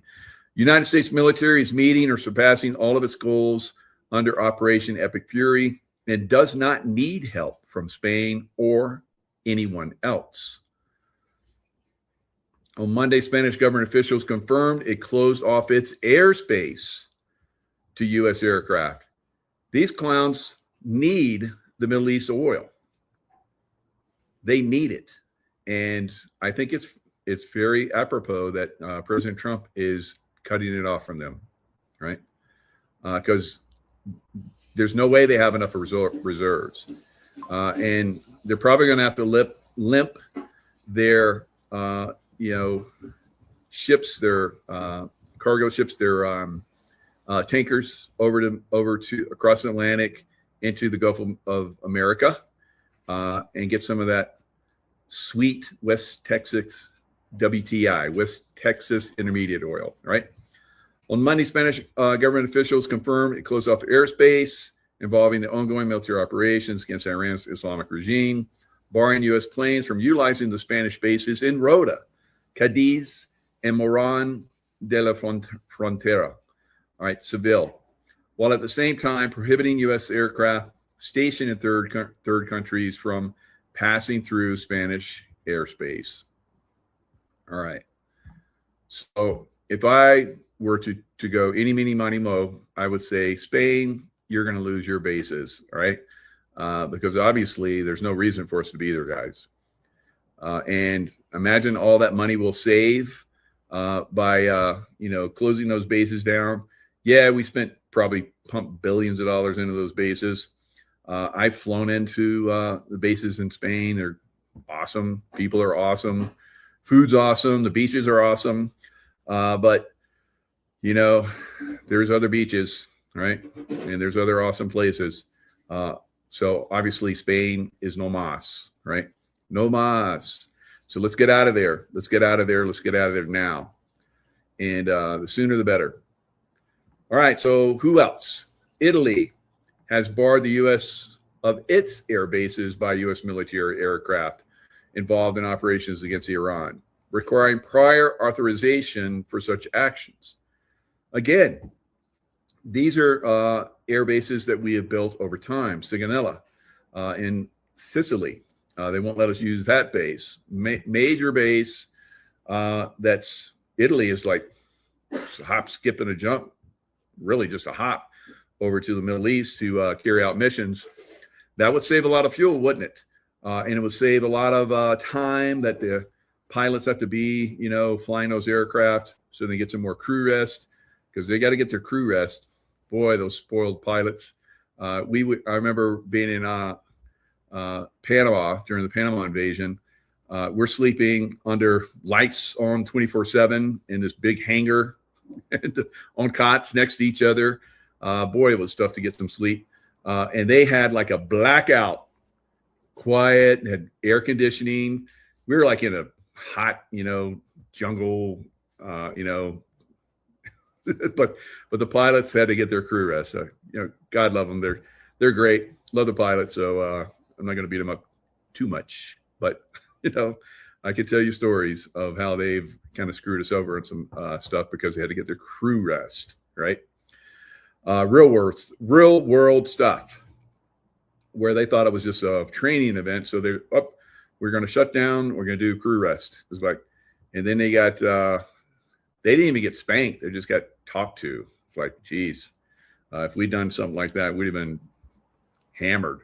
Right. So pretty funny. Kind of and kind of not. But anyway, those pilots, it would save them a lot of time in the air because, again, they need their crew rest. And they got to get it, really. I mean, they're flying, $100 million aircraft or more. Some of them are flying $500 million aircraft with all the technology that's on it. And they have a lot of people depend on them. So, yeah, let's give them their crew rest. Right. So Italy is gone bad. Right. Italy, we need to pull our bases out of Italy too, guys. Right. So Donald Trump hits Meloni with the Iran nuclear warning. Blow Italy up in minutes, he says.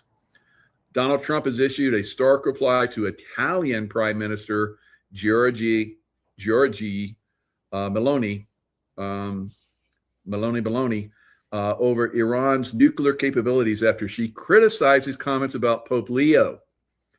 You don't criticize the master, right? 5D chess, you're losing. You're going to lose bad. Donald Trump has hit back after he was criticized for attacking Pope Leo. Giorgia Meloni, Prime Minister of Italy, described Trump's tirade against the Pope as unacceptable. Now the U.S. president has said it is she who is unacceptable. Right? And an interview with, I'm not even going to try Sarah, Trump also said he was shocked by the Italian Prime Minister comments. He went on to issue a stark warning over Iran's nuclear capabilities. It says it is she. There we go. Advertisement. So now I just moved. It is she who is unacceptable because she doesn't care if Iran has a nuclear weapon and would blow up Italy in 2 minutes if it had the chance, he said. Trump greets Meloni at the White House in April 2025. And then he talked about how she is no longer the same person. And Italy will not be the same country. What's the code in that one? No longer the same person? You mean she was replaced or something? And Italy will not be the same country. Is it going to be transformed from a deep state puppet to something else? We'll see. Trump added that he had not had contact with Meloni for a long time. Trump and Meloni have previously been close political allies. So maybe she was replaced. Pope Leo is weak on crime and terrible for foreign policy, the president wrote in his Truth Social post about the Pope, adding, I don't want a Pope who thinks it's okay for Iran to have a nuclear weapon. I agree. What kind of Pope is that? A compromise one. Trump refused to apologize to Pope Leo on Monday and sought to explain away a now deleted social media post depicting himself as Jesus by saying he had thought the image was of him as a doctor. Right? Let's look at that. I think it's pretty cool. It's pretty cool looking. It's funny and it's kind of cool actually because he's helping a military. Looks like maybe this military guy is passing over, and President Trump is there for him, and there he goes up into the heavens. And then everybody's like, oh. So he thought he was a healer here, or at least that's his words. But, President Trump he pushes buttons. He pushes buttons, guys. We know that, right? So don't get all butthurt if he's pushing a button that you don't agree with. Is part of a process, part of a bigger process of taking down a very, very evil and corrupt system. All right. So now let's look at the political realm. If we haven't looked at it enough overseas, let's look at it here in America, right? In America, we're seeing I believe, the start, which will begin to accelerate the collapse of the deep state politicians, right? A federal judge has officially approved a class action lawsuit against Nancy Pelosi. Over 500 J6 patriots are now united, sounds like class action lawsuit, seeking $350 million in damages for what they claim was a coordinated setup. According to the lawsuit, Pelosi orchestrated the entire event, luring peaceful protesters into the Capitol, then labeling them violent insurrectionists to push a narrative. If she's found guilty or liable, it could bankrupt her, right? How many millions? I think she's got about that many millions. So why not? Let's go ahead and bankrupt her. She stole that money from us anyway. This is no longer conspiracy theory. This is exposure. Isn't that interesting? She stole that money from us and we may get it back. Wow. This is the unraveling. Stay tuned. The storm is far from over. Now, I've been seeing a lot of these posts. We're just getting started here. Holy crap. Judge James Boasberg just got slapped down by the U.S. Appeals Court. Boasberg is hereby banned from trying to hold Trump officials in contempt after they deported illegal aliens under the Alien Enemies Act. He lost. All right, so going on to Fauci, the FBI has reportedly quietly executed a search warrant of the home of Dr. Anthony Fauci, as well as several. All right, watch this illegal alien. This was put out by President Trump. An illegal alien criminal from Haiti who was released into our country by the worst president in history, of course, crooked Joe Biden, and the radical Democrats in Congress at a gas station in Florida. The video of her brutal slaying is one of the most vicious things you will ever see. This animal was allowed to stay here because the Biden administration granted him and all Haitians temporary protective status. So basically, these guys aren't voting. Professor David Clements was on my show yesterday. I highly recommend you watch that. He talked about the money issue as well, how this is all about money. And he also said that these illegal aliens aren't voting. When they come in, they get their information and they do mail-in ballots with their information. So this is how they're controlling, America. So that's why they want these illegal aliens that are violent criminals to stay, because they want that vote. All right. Now watch this. This is pretty horrific, or maybe not. Maybe you don't. Maybe you want to just turn away at this point. All right. That's a hammer he just used on her. And now watch. So you see, in his hand is a hammer.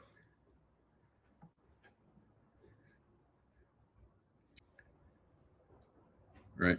So this is what we have here. Now, my take on this is what the absolute F. Mama Bears, it's time to get fired up. Grassroots firestorm time. Let's go. Because we know the Mama Bears make this happen. All right.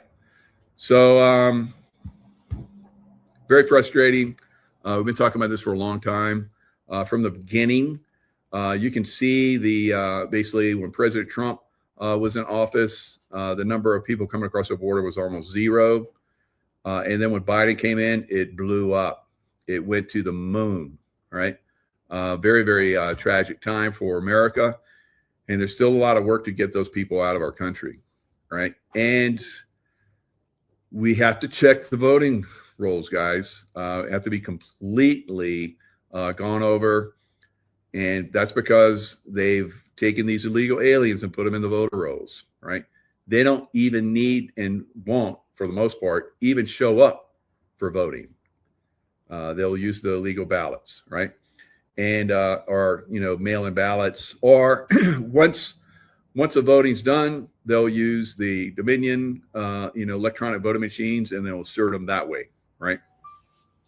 So Professor David Clements was talking about that in our show yesterday as well.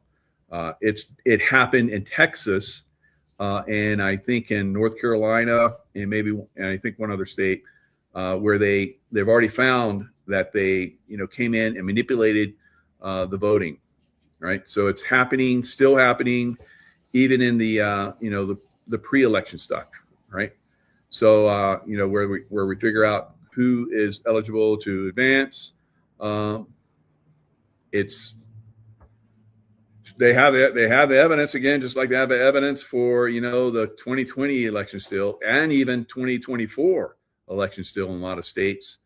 I think California elected a lot of congressional leaders, Republican, and like the next day, they had won, and then the next day they're like, oh look, we found all these mail-in ballots, probably filled with illegal alien registrations, and they overwhelmed those Republican votes, just like they did with President Trump when we all went to bed in 2020, him basically having won, and then we woke up and he was losing in multiple states, right?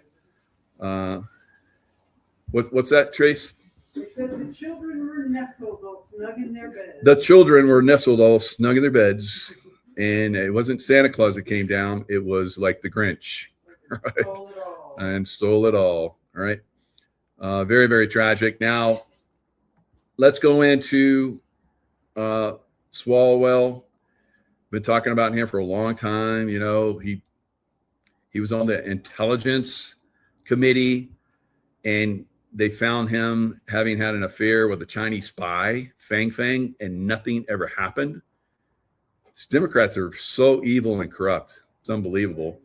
So they knew that he was doing bad stuff, and now we're seeing, I think that when they find out that they've already found out that he's done some very horrific things with women, and this is after he was like all high on a pedestal, like saying that women need to be protected, and here he is, one of the worst ones, if not the worst. I don't know.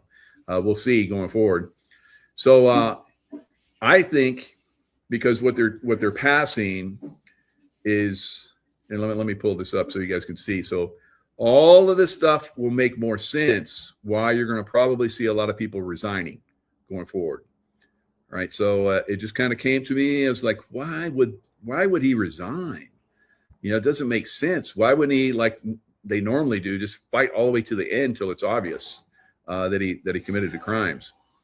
The U.S. Congress is considering the Congressional Pension Accountability Act, which would eliminate pension benefits for members of Congress expelled due to misconduct. The legislation aims to ensure that those expelled, I think that they should go back in time. All right. So these two knuckleheads that are getting out, that are like bailing right now, if they find out that they had committed these crimes while they're in office, they should get their pensions cut. What do you guys think? Yeah, I know. Yeah, we all think that they should get them cut, right? It should be retroactive. Or Tracy's like something else or something else. Yeah, I agree with Tracy, or something else. I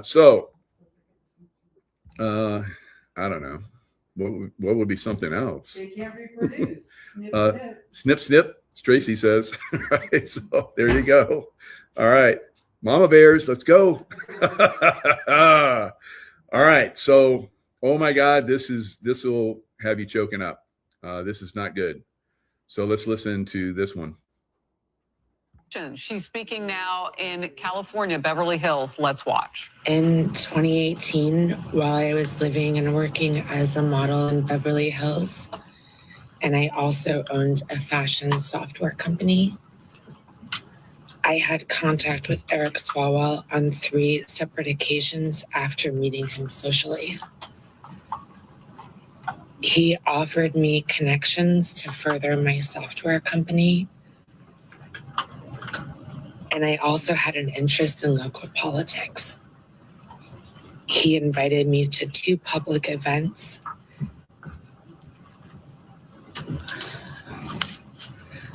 I knew he was married at the time and that his wife was pregnant.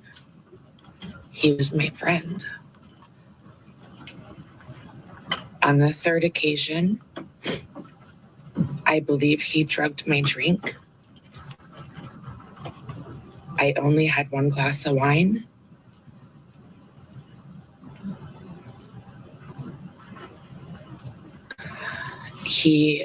We were supposed to go to a political event, and he said he needed to get paperwork from his hotel room. When I arrived at his hotel room, I was already incapacitated, and I couldn't move my arms or my body. All right. So this is very sad. When I was security manager in casinos, a couple of casinos here in Lake Tahoe, we had, I remember this had happened on several occasions, but one in particular really stands out in my mind, where we saw this one guy. So we would help people, men and women, that were obviously very intoxicated. We'd help them. Security would escort them to their rooms, or get them a cab or something like that. That's part of what we did. And of course, the whole time we have security cameras on the whole situation. So we were informed that there was some suspicious activity in one of the bars, and so we security went there. I went there as well, because when we would get a notification like that from our eyes in the sky, the guys that are basically monitoring the whole casino, which is really good. That's one of the reasons why you want to go to a casino. We would recover stolen items and all kinds of crazy stuff. So the guys that are on the surveillance do a really good job in the casino. So hats off to them. But they called and they said there was something suspicious, and that keyed me up. So I went immediately to this bar, and I saw this guy escorting this woman out that was obviously very intoxicated, and her friends were like following, and they were kind of, seemed like they were, at first when I saw them, it's like, okay, they're all escorting her out, and so we're like watching the situation. And then one of her friends finally came up to one of us and said, "That's not her boyfriend. He was taking her to his room." And we're like, hey, and then we intervene. It's not a crime. We couldn't prove that he'd Mickey'd her drink, but at least we got her away from him and got her to her friends, and her friends got her out of there. But this happens, guys, a lot. And for this guy, this political jackass that did this, it should, like my wife Tracy said, snip, snip, right? Snip, snip. All right. So now we've got incredible, problems in the political realm. I'm bringing up Virginia Abigail Spanberger as one that's a massive problem in the political realm. She's the governor of Virginia, and she's going back on all the stuff that she said she would never do. One of the things that she just signed into law was a bill to circumvent the Electoral College and have Virginia become a member of a compact between states that are looking to give their Electoral College votes to the presidential candidate that wins the popular vote instead of the candidate that voters from the state choose. Now, this is the enemy within, guys. Abigail Spanberger is the enemy within, and she's in the seat of the governorship of Virginia, right? Most Virginians are in an outrage about this, and she's done several other things. They are talking about redistricting Virginia.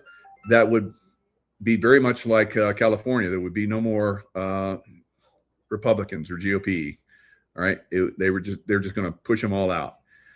So there's a big outrage about that. Is the worst of any state at this point, and I think that we're seeing the states that are real problems, and I think there will be, instead of like President Trump doing an executive order that goes into each state, I think it will just be specific states where the military will have to go in and take charge, guys.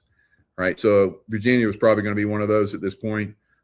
New York, Illinois, the left coast. All right. All those states. So we're not going to see every state, of course. We have states that do the right thing, constitutional law and good, stuff. Utah's another problem. Hawaii's another problem. Their governors, pretty much in Utah, I don't think the governor was even elected, right? So there's, and in Hawaii, he assumed office before the votes were even counted, right?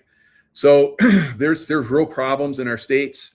The military will absolutely have to go into some of these states, just like we saw during the Civil War, where Abraham Lincoln, with the writ of habeas corpus, he had to suspend it because there were states that were violating it, and like David talked about yesterday with me, it's one of those things that President Lincoln said, well, all the states are totally illegal and everything they're doing, in regards to slavery and all kind of other stuff. I have to go this route to like overwhelm them. So this is what we're seeing with Trump, I think. And a lot of these things where, some people are saying he's, outside of his bounds and all kind of crazy stuff. He's going to have to go outside of his bounds, right? Outside of the normal bounds to take down this extreme, illegal activity that's going on in America. That woman that's in the governorship in Virginia, she is wicked. She's a wicked witch beyond belief, guys. All right. So this is something that is overcoming the U.S. Constitution, states' rights, and so forth. There will be some kind of pushback, I think, by the military. So we'll see how this goes going forward. David Clements said also that we're going to military tribunals. He thought that we're very close. And if you saw all those people that I just brought up, all those political people, boy, it seems like it's really starting to get hot out there, doesn't it? Right? And David Clements said, once Trump gets control of the monetary, like we're seeing right now with the Pilgrim Society, the City of London, and of course the city, the Vatican City, and then the Washington D.C. Right? He's got control of Washington D.C. And now he's pushing back on those other two city states. Right? He wants to take them down, and he's going to. Right? We're moving that direction, and so all of these. Once Montana signs on, Alberta will provide as well. That's good. Yeah, Montana right there with Alberta. God, that would be so good, so good. I hope that happens. And then Saskatchewan will probably be next, and we'll probably see some other ones. I hope the Victoria. I think that's on the left coast, which is kind of leftist. I hope they go too. And to the good side, but there's a lot of liberals there, so I don't know. but that's a very, very beautiful area. I like all of Canada, right? So hopefully we'll see that. And Trump has teased that, Canada is part of the U.S. already. So maybe there's some kind of legal action that's going to happen. Who knows? We'll see. Again, it's the money. System is under control, and the use of money to buy and control people and so forth, we're going to see it, go the other way. Now, the money system also was part of, Epstein and P. Diddy and all these other criminals that were doing, manipulating people, children, women, whatever, men as well, and using them for dirt on, politicians and business leaders and so forth, and then using that against them. We're flipping that against them now, right? So that's what you just saw with Swalwell and Gonzalez. We're going to see a lot more. We're going to see a lot more because Epstein files, once they got released, once the Democrats demanded they get released, it's like, okay, you want them released? Okay, now it's going to get used against you. All right. It's perfect. It's perfect. All right. So Swalwell, Gonzalez announced resignations in wake of allegations, shaking up Congress. So it's not like it's, we get Swalwell's gone, so now we have an extra, Republican. No, we got Gonzalez, who's a corrupt, GOP guy. He's gone too. So this is just to show everybody it's not about a political party. It's about politics in general, right? The uniparty. It's all got to go. All of it, right? And we've been talking about that for a while too. I think that the whole political system is corrupt to a great extent. There's a few people in there that are not, but they're few and far between. All right, shaking up Congress. So here's that woman that you just saw. She's basically blowing it open, and I think her name is Lana Drewis. Emotional statement at Tuesday Beverly Hills news conference. Aligned, Eric Swalwell drugged her drink, choked, and raped her. So it goes deeper, right? So if you want to watch that video, she talks about how she was choked unconscious, I think, and then raped. So I guess he pushed the effects of the whatever intoxicant that he put on her, and that basically made it go to her brain. I don't know how that stuff works, but that. Maybe that's how they get it to activate even deeper. And so then now she's passed out and he has her way with her. And there's many others. There's another 3 that have come forward, and they're in another conference call that I saw as well. So yeah, they should clip him. All right. And sorry about, the wife that's married to him. And I guess he's got children too. Jeez. That's wow. All right. So California, they're already talking about it. California holds special election in August to replace Swalwell. Boy, they didn't waste any time with that one, did they? Right? They want to get their puppet in there as fast as they can. All right. So I don't know. Maybe they shouldn't be replaced. So this is Dr. Steve Turley. He's in agreement with me, and I'm in agreement with him that this is just the beginning.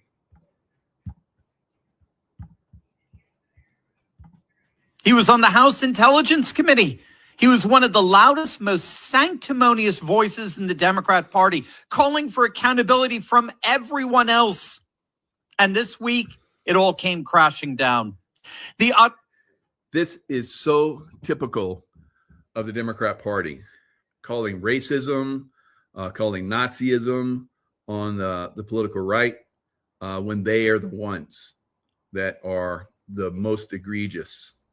And this is pretty much, the way communist takeovers happen. They just use, what they do, and they dime out the other side and scream and yell when they're the ones that are doing it. Repulsive Eric Swalwell is officially gone, resigned from the United States Congress in total disgrace. But as it turns out, to the horror of congressional Democrats, Swalwell is just the beginning. because what's been quietly building behind the scenes is a scandal wave so large, so wide, that it's even now threatening to reshape the entire House of Representatives. He was committing. What are the chances that 3 or 4 women independently who never met each other would have similar experiences with one person? So either Ari. So this is high and mighty right here. What are the chances that 3 or 4 women? So what are the chances that 3 or 4 women would, come out against you, Swalwell? Well, they're here. This person committed these horrific acts, or he is the single unluckiest person in the world for these people to conspire and make up lies against him. But it's a very hard case to make, the more allegations that come in. And even the counter example. 216. I was the 216th person to sign the Epstein petition to release all of the files and finally bring justice for these victims. So we're just 2 away. 2 more members sign it, and we are on our road to justice. I was proud to do it as a former prosecutor, as somebody who has spent my time in Congress working to stand up for the rights of victims. And now I'm calling on my Republican colleagues. It's not about red tape. Yeah, so look at this high and mighty POS, right? After he drugged that poor woman. Unbelievable, guys. And there's 3 more. Who knows how many total there are? I would say there's probably a significant amount. This clown town should have his license revoked, right? He should not be able to drive around. And who's going to drive him around once it gets revoked? Probably it won't get revoked because California is corrupt. California is corrupt. They allowed this to happen for years and years. To go into our communities in a way that no other law enforcement agency does, masked, and as I said, as a terrorizing bandit that women are afraid of, then the governor should revoke your driver license and really go on offense and restrict your ability to harm people. So there you have it. It looks like Swalwell will himself be having to call Uber from now on, given that his. Yeah, what do you guys think? Is that going to happen? Think California's going to do that? I don't know. I don't think so. All right. California is not the state you want to be, like the Beverly Hillbillies, right? California is a place you ought to be. So they loaded up the truck and they moved to Beverly Hills, that is, swimming pools and movie stars. All right. So no more. No mas. Everybody's leaving California now. Well, not everybody. Some of you are staying there. God help you, right? God help you. And so this is one of the things that we're trying to overcome, this corruption. It is an extremely corrupt state. It's so corrupt that they're exposing the fraud, and the lawmakers want to pass a bill that no one can come in and expose them for doing fraud. Literally, they're trying to pass that bill. Unbelievable, right? So God help you guys in California. God, you're going to need it. All right, so here is, I'm going to show you guys real quick what's going on with this beautiful silver price, right? So silver futures are rocking and rolling again. Right now you see silver is at 79.63. Right. So I think it's gonna push up into 80 very soon, maybe this week, 80, 85. We will see. All right, Bitcoin is dancing higher. All of the Magnificent Seven, except for Apple today, up much higher. Meta is like exploding higher because they're coming out with a new AI type of software or something. And NASDAQ was a big winner today. S&P was a big winner, up 2.2. NASDAQ up 1.8, which again is a lot less than what silver is up today. So because silver trading started again, you can't see it, but it was up well over 5% today, right? So, moving in the right direction. You're going to do well if you're in silver. You probably do well if you're still in crypto and the stock market. I've been saying we're going to see an all-time high. Now, on the other side of this, just like we saw in 2008, 2009 Great Recession, we saw housing prices collapsing. And that's what's happening. Rents, housing prices are collapsing. Some places 50% already, and almost everywhere, everything's coming down. Here in Incline Village, where I'm at, I'm watching prices coming down. Not coming down fast enough for me, but they're coming down. It's going to happen. If you're in silver, you're going to make a mint in silver, and you're going to be able to take that mint and buy lots of homes, right, with cash, right? So, or maybe not. Maybe not. Maybe you'll put in some other stuff. I don't know. So it's up to you. All right, Schumann resonance. A couple nights ago, spiked massively. All right, and the next day there were earthquakes, and we felt them here. Right, the house wasn't shaking, and we weren't making it shake. Earthquakes were making it shake. So I called out once I saw the, if you see that flower arrangement that's a little bit old now. So that flower arrangement was going, and I could see the ceiling doing this. And I got up out of my chair and it's like, Tracy, time to get out. And she was like, up. Before I could make it into the living room, she was already up from downstairs, and she was ready to go, and then it stopped. So that was a good thing. But it was pretty significant. We're seeing an uptick.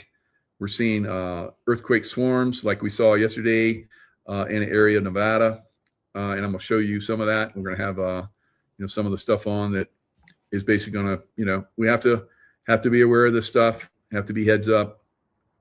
I've been predicting this stuff is going to really kick in this year. Hopefully not, but it's better to be aware and ready than just blow it off and think that everything's going to just be fine, right? Schumann resonance, like you see here, that's incredible. So normally it's up around here. It spiked massively on the 13th or the 12th. I think it was the 12th. Yep, it's the 12th. And the next day, the 13th, which is yesterday, that's when we had the rock and roll, right? So definitely something we need to be aware of right now. Now, I'm going to show you a picture. Tracy took this before the earthquake. And we had a big snow here. We're making up for all of the snow that we didn't get. So we're getting, mid-March, because it can happen here. I've seen it, snow here in May. I've seen it snow here in June. But a good thing, we're getting much needed snow. And as you guys can see out the window, there's still a lot of it. So look at these icicles that Tracy took a video of.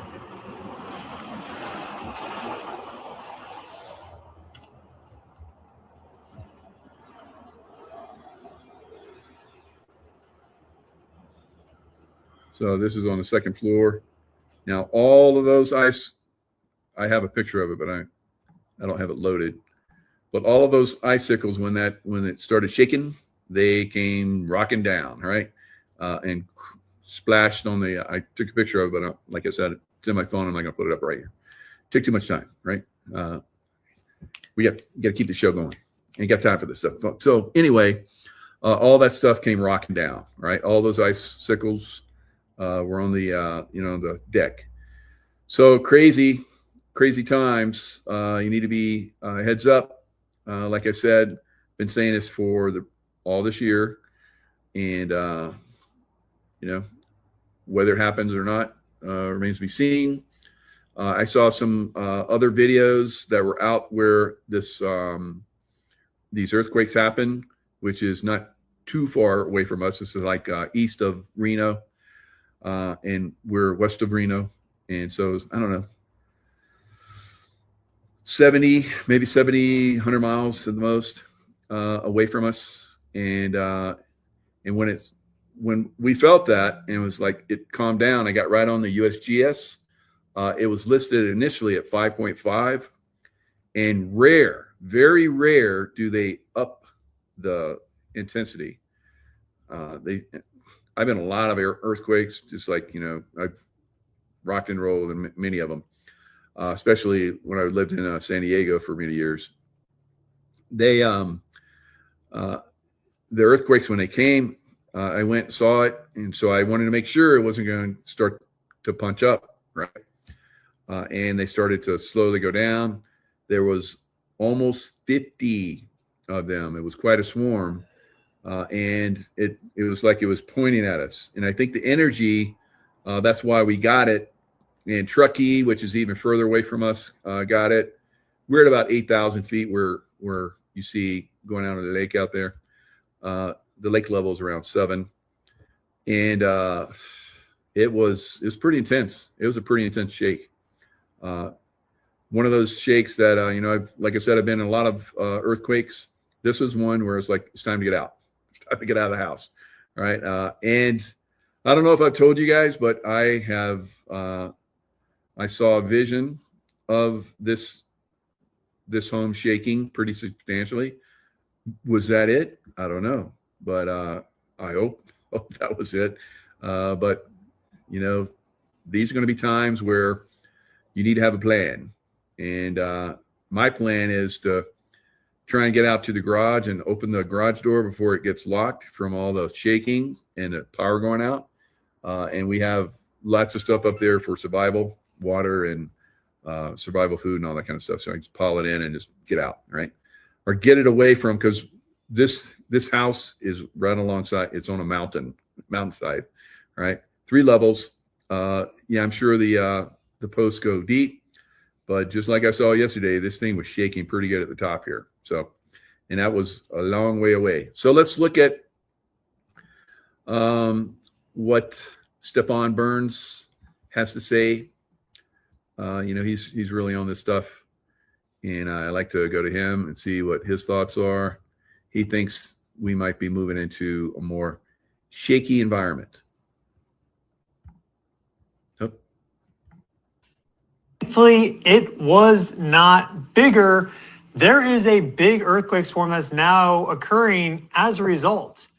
So we see here in the map area, 44 earthquakes, and this is all just in the past 90 minutes, okay? So if you're watching this live stream on replay, we're covering this just within about an hour of this happening. So we had this magnitude 5.7, and then a lot of earthquakes popped off. We see that this 5.7 is the oldest earthquake in this sequence. 3.6 there, 3.3. If we look at the highest magnitude event. All right, so you see how here is the 5.7 right here, and it just started going in this direction. I'm like, it's coming for us, but it didn't get any bigger. So the 5.7, then it went down in the 3s, and then 2s, and it started getting farther and farther apart. And I'm like, okay, we're good. It's the 3.6, 3.4, 3.3 for the aftershocks. These are still coming in. Typically, you get an aftershock 1 magnitude less than the main shock for the strongest. So we could be looking at a mid-magnitude 4 earthquake within the next 2 hours. All right, so you guys see out here, Juan de Fuca, there was another earthquake swarm like a couple days before. So we had this one, and then we had the one in Nevada. Now, what Stefan Burns is saying, if within the next day or so, it would be very concerning if we get a swarm in the Bay, San Francisco Bay, all right? So that means we're getting bracketed for something much bigger probably. And this specifically is a transform plate boundary where you're having an active creation of oceanic crust here. And now it's not like we don't get these sort of earthquake swarms along these transform boundaries, these mid-ocean ridges, etc. But this one right here is the furthest south that earthquake activity has crept along this Juan de Fuca Pacific Plate boundary right in the zone since the 2020s. So this is the first time we've had earthquake activity in here for the 2020s, this specific zone right there. So that's notable. And you at first glance may think that they are unrelated. And they're not unrelated. At the most basic measure, they're connected together in time. And that may be all that it is, okay? It may just be that we're having a temporal clustering of seismicity for the continental United States and North American zone right here, right now, April 12th, April 13th, 2026. That could be it. But there are some geologic connections here. And you'd be surprised that there are connections between the Juan de Fuca plate and Nevada. So we'll talk about that more. I'm not saying these are definitively linked in more ways than just temporally, but we will explore that idea. Is we see global seismic activity level. Let me turn myself off again. You see that we had this global seismic burst here to the live data tab. And this takes you to the Earth Analytics page where I have a variety of data feeds from different sources hosted. And so we see Schumann resonances, we see global seismic activity level. Let me turn myself off again. You see that we had this global seismic burst here back at the end of March, going through the very beginning of April. So it lasted about 2 weeks here. No, not even 2 weeks. It lasted about 10 days. And we very well may be going to into another global seismic burst soon because of space weather factors. So one thing that I look at for earthquake forecasting is, where is the activity right now? Violet light from the sun gets absorbed into the atmosphere of the Earth. So unless you're in space, you cannot see this. There's different ways of viewing the sun, sunspots and such on the surface, but you can specifically only see these angstrom views from space. Now, because we have these cameras in space, we are able to see more finely detailed structures and layers of the sun. Here we're looking at the solar corona. This is the outermost atmosphere of the sun. Many of you have heard me talk about this many times, so welcome back to class. But for those of you that are new, the sun has different layers. There is an outer layer. This is like the atmosphere of the sun, known as the corona. It's millions of degrees Kelvin. Kelvin is very similar to Celsius. So think millions of degrees Celsius, millions of degrees Fahrenheit, basically, right? Very, very hot. It's made up of plasma, the fourth state of matter. You have solids, liquids, gases, plasma. Well, what's that sequence? Solids are, all contained. The molecular structure is frozen, and there's a slight vibration to it, but not that much. Liquids, all of a sudden, these intermolecular or interatomic bonds, they can break, and now the things can move past each other. Think like water. H2O molecules are now moving past each other, only lightly bonded together via hydrogen bonds. That's special to water and some other compounds that have the dipoles to them. You heat that up some more, they can fly off from each other. Now you have gas molecules, and they basically repel each other, and they have less density and more energy. So you get this natural stratification of basically matter based off of its level of energy that it has. So solids are closer down, then you have liquids, then you have gases, and then you have plasma, because plasma takes a gas and ionizes it so much that it actually splits these molecules apart. So now you have particles flying around. So it's very, very energetic. We're looking at the outermost atmosphere of the sun, the corona, all these plasma particles, basically. Where it shows up black is where there is a deficiency in plasma. So there isn't any corona there. These are known as coronal holes. We see time and time again when there are large coronal holes on the Earth-facing side in the center to geo-effective position. So this zone right here, okay, when they are right there, we often see high magnitude earthquakes. There are a few ideas as to why. All right. So that coronal hole is coming into Earth-centric relationship. And every time we get this, we usually have an uptick in earthquake activity. So that big coronal hole that's caused earthquakes in the past, so it rotates around, then we get a little break, and it comes back again, and then we get a significant uptick in earthquakes. We're already getting an uptick in earthquakes. So now we're going to get hit with this coronal hole, and there's a very great possibility that the juice from that is really going to make things get funky, right? So just be heads up. We just saw some serious activity here. I've been living on and off in this area for a long time, and I've never seen any earthquakes of that magnitude here. So, like I've said, things are going to start to uptick this year, right? So there's lots of things that are going on to cause that. Consciousness is actually a factor in this.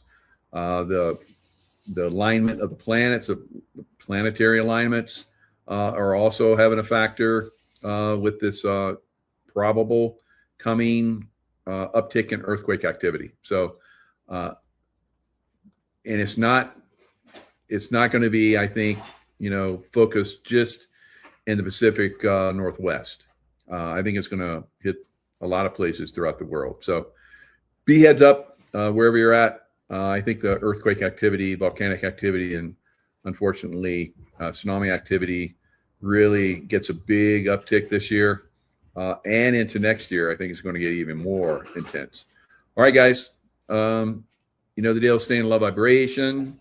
That gives you the intuition, insights, and so forth that you're going to need to get through earth changes, this collapse of the system. All things are probably going to collapse and go to something much greater. So will it be an easy transition? I don't think so. Right. So, we're looking at the way things have progressed in the past. People that are psychopaths like to hold on to their power, and they don't care who gets affected and how badly they're affected as they try and hold on to that power. We've seen this throughout time, right? Thousands of years. Okay, lots of love. Stay in the love vibration, and we'll see you guys next time.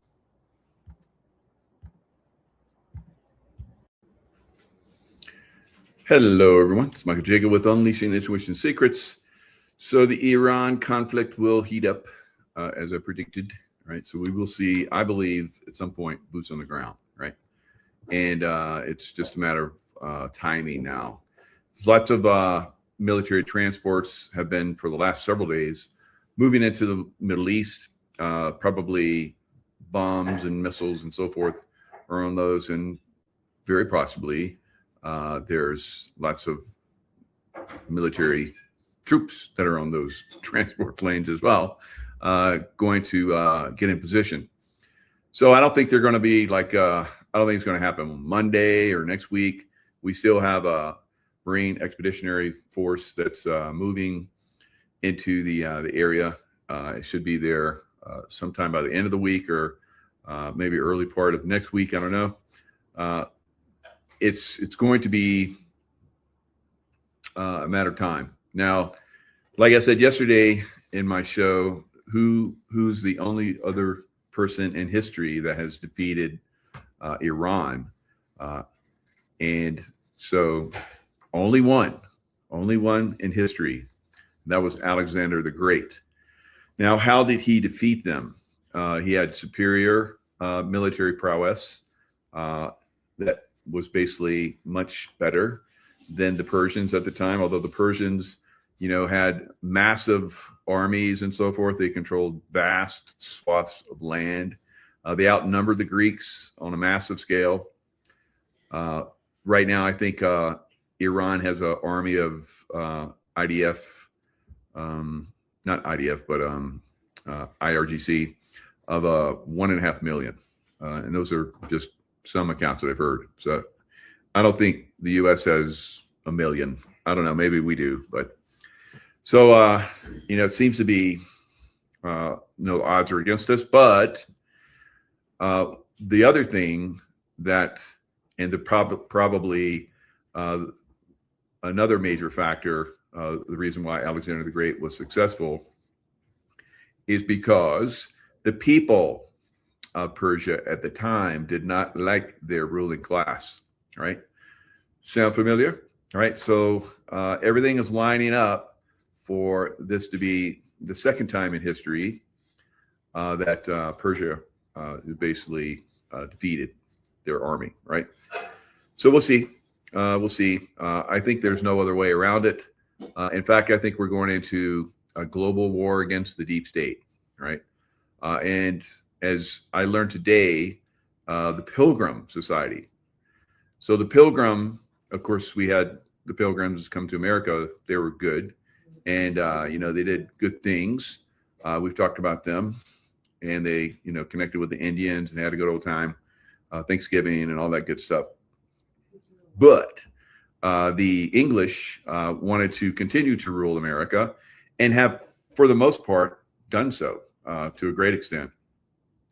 Like our military is basically controlled by City of London.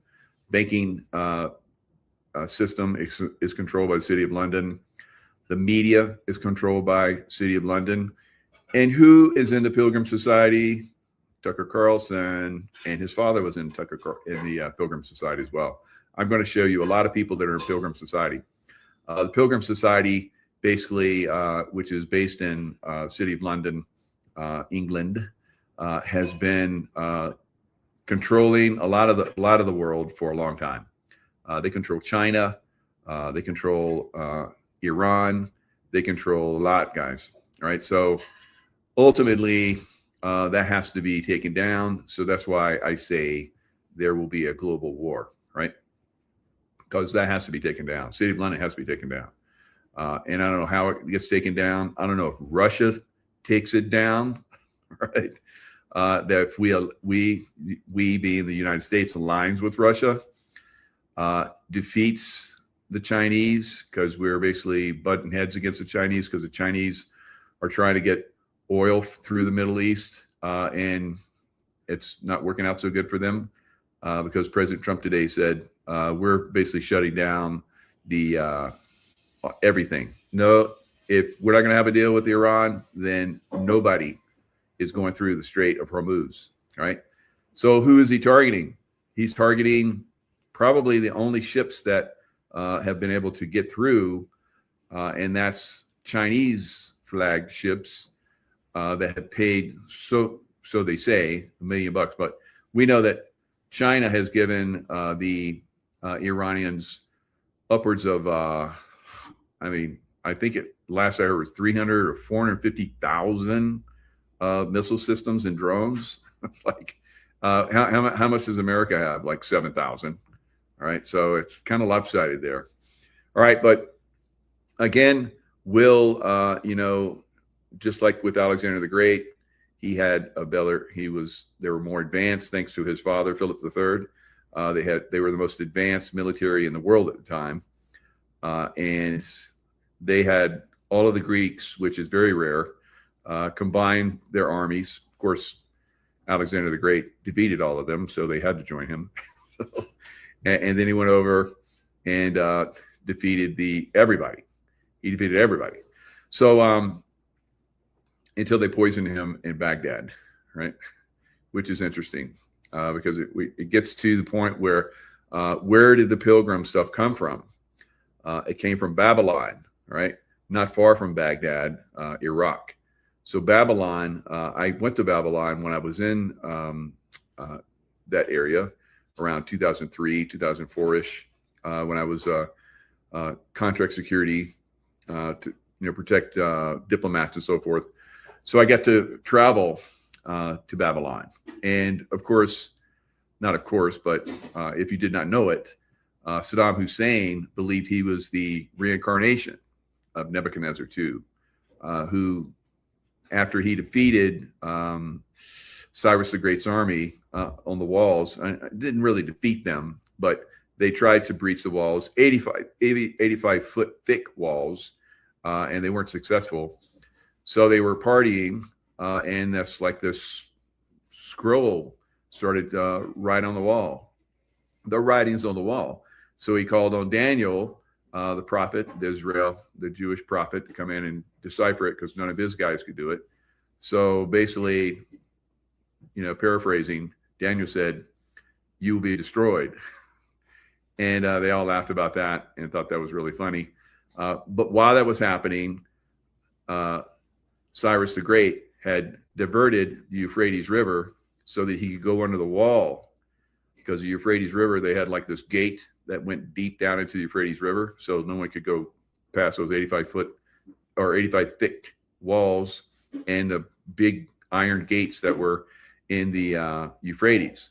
So Cyrus the Great basically diverted the flow of the Euphrates, went under the gated wall, and defeated Babylon, and of course gave the Jews back and helped them fund the second temple, right? The Solomon's temple. So it had been destroyed by the Babylonians, and the Jews were enslaved.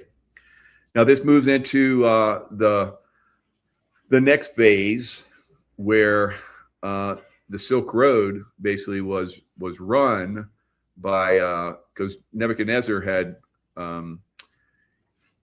he basically made people pay for money, right? So and that was against the laws of Judaism, and you couldn't, charge for it was usury, so you couldn't charge for money, but Nebuchadnezzar did, and they did it for like 70 years, and then along the Silk Road, they had lots of people that were, making sure they got their fair share. Taxation, the bankers made sure the bankers got money, and then there was a usury fee for borrowing money, which basically enslaved people, right? And it was never supposed to be that way. That was all the way back to Moses' time and so forth in the Bible. It was like a no-no, right? It was like demonic, Luciferian to, charge usury fees. Of course, that's what the banksters have done here in the United States. And we see how they went to England, right?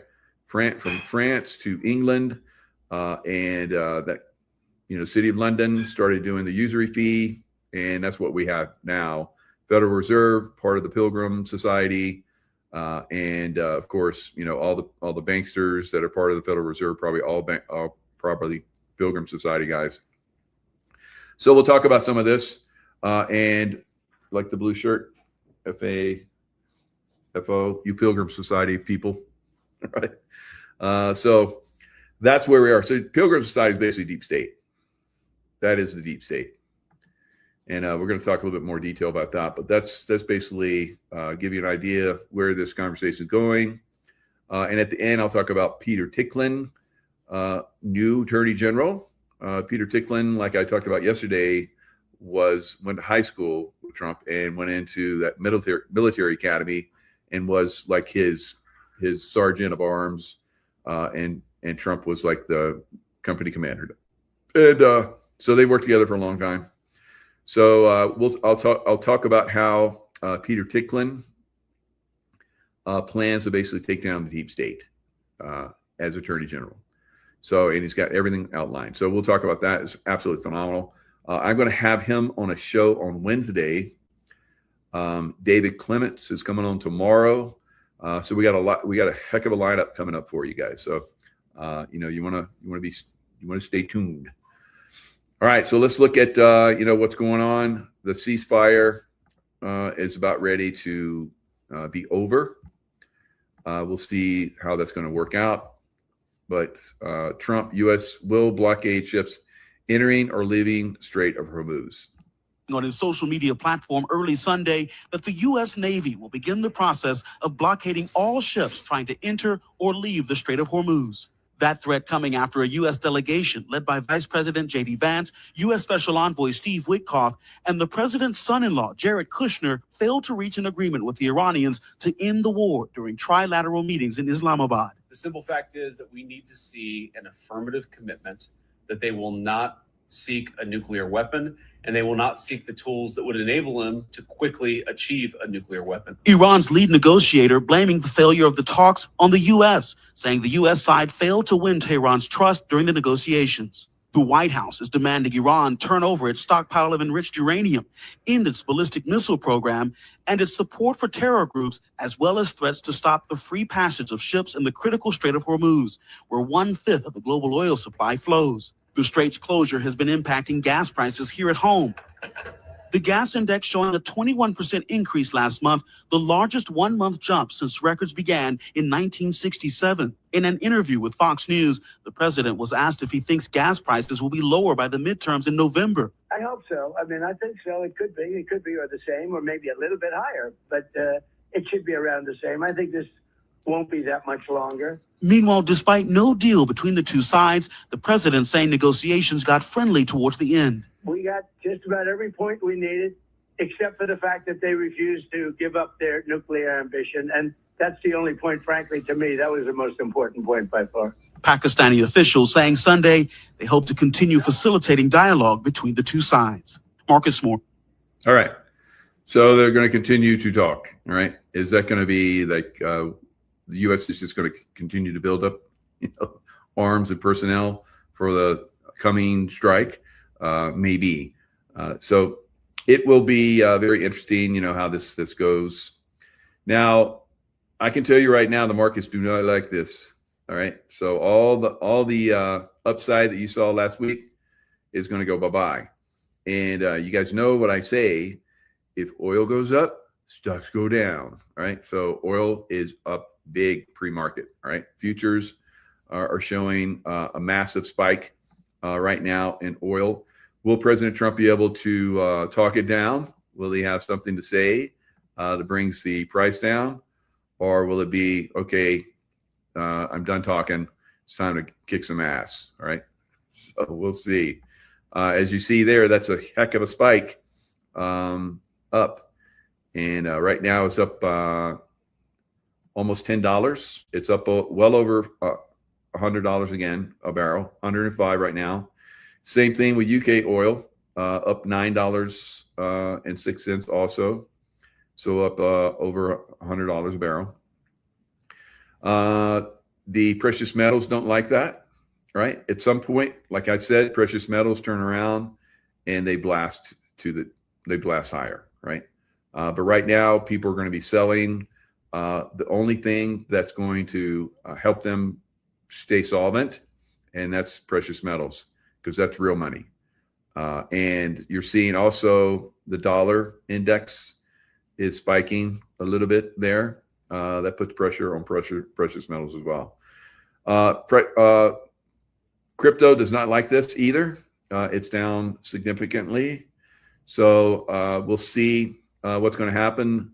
The market futures are down bigly, right? And let's look at that. So right now they've been just like plunging. I looked at them a little bit earlier, and they're down a little bit, quite a bit more than when I looked earlier. All right. So right now, futures for the market are down, as you see here. Over 1%, 1.11% for the Dow, and NASDAQ down 1.33, and S&P's down 1.15. All right. Silver and gold down. Crude oil up massively. Right? And crypto, like I said, not liking it. Not liking it at all. Right. So it's down. XRP is getting hammered. Everything's getting hammered crypto-wise. Right. So we'll see, probably, unless President Trump comes out and does the smooth talker that he is, turns things around, we're going to see a plunge, a massive plunge in the stock market tomorrow. All right, so what is this going to lead to? Regardless of whether they turn the spigots back on tomorrow, the energy crunch is worse, like that one guy said. It's worse than it's ever been. Worse than it's ever been, going all the way back to the 1960s. So those of you that lived through or read about the 70s, I lived through it, where oil prices skyrocketed and stayed up for a long time. We had stagflation, stock market went down, stayed down for years. And during that time frame, it was like hardly any jobs were available for a young man like myself, 18-year-old. I was like, well, I always dreamed about going to the military and being a Navy SEAL. So here we go. Right? So probably a good thing, because it turned out pretty good for me. Right. So what's going to happen to Europe? In America, not so much, because we produce more than we need as far as oil now. Even though Biden tried to destroy our oil industry, it didn't work out. Right. So Trump came back and drill, baby, drill. And I think at some point we'll get together with those guys up in Canada that have all those oil reserves that Ottawa seems to be stealing from them and not giving it back to the people that, they're the ones that have it. It's their province. So I think there's going to be something worked out with them. We'll see how that works out. So Edmonton, Alberta. So looks like you guys are going to be in the groove again, but we'll see. It's tough out there right now as far as like the deep state. They're putting a lot of pressure on. So there's going to be some problems. It's snowing over there. Yes, your astute observation skills, right? So we got several feet, as you guys can see behind me. It is still snowing. So yes, still snowing in almost mid-spring. So we needed it, so it's good. Looks like build a snowman time. Yeah, so I played in the snow a lot. I'm just going to let it sit there and build up. It's not going to be that much. It'll melt in a few days. No biggie. All right. So what else? We have MonkeyWorks. So MonkeyWorks, as you guys, if you've watched him at all, if you're not, then he gives really good insights as far as, what's going on in the world. But first, I'm getting ahead of myself. Let's listen to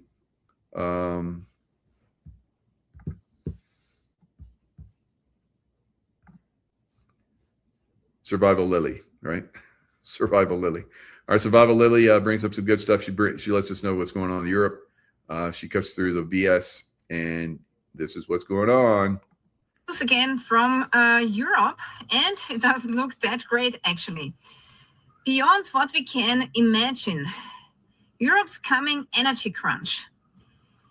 With the war in Iran threatening to choke off energy flows for the foreseeable future, Europe is facing a supply shock that promises to cripple manufacturing, ground airlines, hike up the price of food, spike borrowing costs, and send inflation spiraling back to crisis levels. If the war drags on, it will place a burden on the European economies, says Christine Lagarde, the president of the European Central Bank, and warned in a recent interview that long-term effects are probably beyond what we can imagine at the moment. With almost all global suppliers at maximum capacity, European leaders are beginning to realize that the LNG supplies that they were counting on are not coming here as expected. It's not like we have a buffer. It's not like we have some security here. Europe will start to feel the pain this coming month, or possibly even in a few weeks. While energy prices, oil and gas could still stay high in Europe even if the war in Iran ends, Europe may not yet breathe a sigh of relief due to long-lasting impact on energy supplies on which the bloc heavily relies. Even if peace is made tomorrow, still we will not go back to normal in the foreseeable future. Rising gas prices impact British and European energy bills via both the direct cost of gas and the increased cost to generate electricity through gas-fired power plants. Yeah, a lot of people don't know that actually about 30% of electricity in Germany, I believe, or in Austria, is coming from gas-fired power plants. So if the natural gas price is going up, the electricity price is going up as well. Europe begins energy rationing as the crisis moves into daily life. The European Union has begun urging citizens to work from home, drive less, reduce to work from home. We're moving into the energy lockdowns, guys. It's coming. Speed limits and cut overall energy consumption as part of an emergency response to the shock created in the Iran war. The language coming out of officials make it clear that this is not just temporary. European authorities are warning of a very serious situation with no immediate end in sight. Yeah, some people would also call it an energy lockdown. This will not... Yes, an energy lockdown. It is coming. All right, so it's coming. Right? There's no way that we can get around that. They have planned this. Trump stepped in early to try and get control of it. That's my thoughts on it. So now let's look at some other things that are pretty much out there. That's very concerning. All right, so you guys know that Orban in Hungary, he was basically the stopgap for the European Union from pushing an extremism. He lost today. So this is a very, very bad sign for Europe because they're going to push a war with Russia, guys. When everything fails, they take you to war. They take you to war, right? Orban concedes. It was absolute landslide, historic Hungarian landslide. Now, did they come in and manipulate this? I believe they did. Orban was probably one of the last hopes for Europe to actually, survive, and it's gone now. So in a stunning collapse that ends 16 years of uninterrupted rule, Hungarian Prime Minister Orban conceded defeat in Sunday's parliamentary elections. So it was a massive defeat. So looks like they got 128 seats of the 199 seat National Assembly. So did the people really hate Orban that much? Right? Or something else? The concession delivered as vote tallies continue to roll in. Did they have mail-in voting? With record 77.8% turnout, marks the first time in the post-communist era that Orban's Fidesz has lost control of parliament. It validates the dire warning Orban himself issued just days ago in his final campaign rally. We could now lose everything. So to Peter Magyar, the 43-year-old former Fidesz insider who rocked Tisza from fringe movement to projected governing force in under 2 years, hailed the movement as a turning point for Hungary. Yes, turning point probably for hell, right? So the result upends the European political landscape. Brussels truce, frozen European Union funds. So they were trying to put pressure on Orban. He wasn't having it. So now they're going to get 20 billion that they froze. That was Hungary's money. So they were. That's why I'm led to believe that they came in and hijacked this election. Hungary's systematic vetoes on Ukraine aid, migration policy, and rule of law mechanisms are likely to end. So migration policy. So now Hungary is going to get flooded with migrants again. Rule of law mechanisms likely to end. Orban's pro-peace, Russia-friendly stance, including delays on sanctions and energy deals, will almost certainly be reversed. Populist right in free fall, this defeat delivers a body blow to Europe's nationalist movements. Marine Le Pen, Matteo Salvini, and Germany's AfD lose their strongest Central European anchor. Donald Trump's recent endorsement of Orban as a strong leader and J.D. Vance's pre-election Budapest visit now looked like backing the wrong horse. Well, they were backing the right horse, but the wrong horse is in there, in my opinion. Markets react, so they like it. All right, so this is a body blow for Europe, guys. And it's basically they're going to descend into extreme control by the deep state, right? So the deep state obviously came in and stole our election, and we have to be be very, very aware that they could possibly, hijack the midterms as well. Right. So lots of things are going to start to transpire very quickly. There's going to be victories, and then, like we just saw there, very significant defeats. Right. So what's going on in the Middle East? We're moving lots of equipment over there. So we got Monkey Works. All right. I don't know what happened to Monkey Works here. He's got the Mod Squad look going on. You guys remember the Mod Squad back in the late 60s and early 70s? It was a great show. I was sad when it went away. But that was the same time frame where they had Dark Shadows, Barnabas Collins, back when we had the the vampire guy. So that was back when we had soap operas that were very popular. Now you got, anytime you want to watch that stuff, you have access. So soap operas are no longer, now we got what those little mini series that are all over the place now. They're pretty cool. All right, so this is what's going on, guys. We're moving a lot of stuff over to the Middle East. Let me show you something, though. I'm going to take you over here to the Reach traffic, and I want you to see the last 4 days. Now, I will tell you the 4 days before that was just as intense. Okay, but notice right here, that's Fort Hood. That tells me that they are grabbing the airborne guys. Right, they're flying them up here to Dover, then they're getting on flights and they're flying across.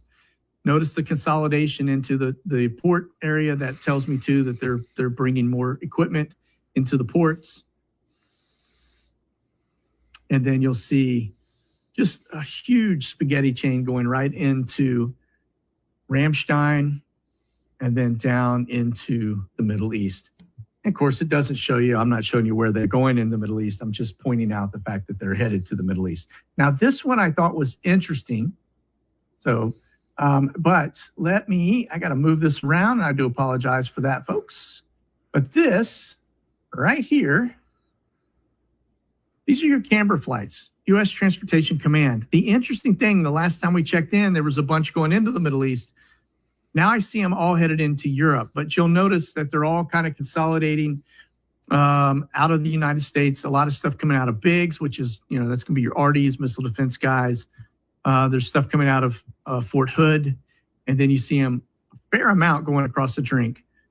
So what that tells me, just based on that, is we are backfilling into slots in Europe. Let me show you something, though. I'm going to take you over here. So backfilling slots into Europe so that those guys can go down into the Middle East, right? So you have, from Fort Hood, you have, the paratroopers are basically heading over on a massive level, looks like. Massive numbers of flights have been going over for the last 4 days, right? So this is a buildup. And I've been calling this for a while because I've worked in the Middle East for decades, and I know these savages, like I call them, right? Now, the good thing, like I said, most of Iran is very good people like you and I, all right? Whether they're Muslim, Christian, it doesn't matter, but the sect does matter. So I've told you the Shiite are the ones that they're violent, and they lie, and they steal, and they kill. So they're perfect deep state puppets, right?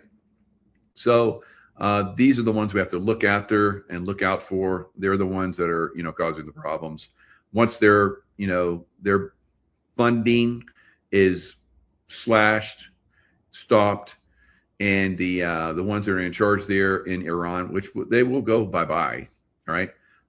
The people just need a little bit of help. I think what's going to happen is the paratroopers probably will come into different provinces. I think there's like 27, maybe a lot more.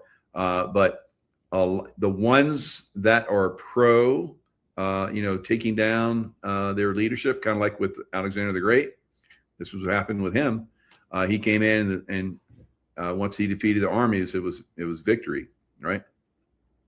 Like I've seen in a lot of places when U.S. military, when I was involved with U.S. military in Panama, for one example, we were in the streets of, after we defeated Noriega's troops, they were not elected either. And the people came out and cheered us on the streets. It's like a victory parade, like something out of Europe. It was pretty cool. So we'll see that. And as we come in with our equipment and with our paratroopers, or however they get served, Marines, whatever, they will come into these provinces where the people are ready to revolt. They just need a little help, right? So I think we'll see dominoes throughout Persia, because it's got to go back to Persia. It's got to go back to Persia, right? This Iran bullshit, it's got to go bye-bye, right? So the people of Persia will be back. It'll be beautiful. I don't know who's going to lead them. I thought it might be the former Shah's son, but that remains to be seen. It's up to the people, and we shouldn't pick who's going to be the leader. No puppets on our side, right? The only thing we need to see is someone that's just not going to do evil, like the current Shiite control system. All right. So now weaponry, U.S. weaponry, is on another level. Now, you guys that may have watched my last two shows, where I was like kind of hinting, and then I was a little bit more forceful yesterday. You need to wake the hell up and realize that President Trump is bringing back the good side of, the space race and space, going back to the moon. And eventually he even says we're going to Mars. President Trump said that, right? So I think we need President Trump for another 4 years. What do you guys think? Right? Now there's a movement of people that are ready to throw down a lot of money and make sure that laws or craziness gets changed and allows him to do another 4 years.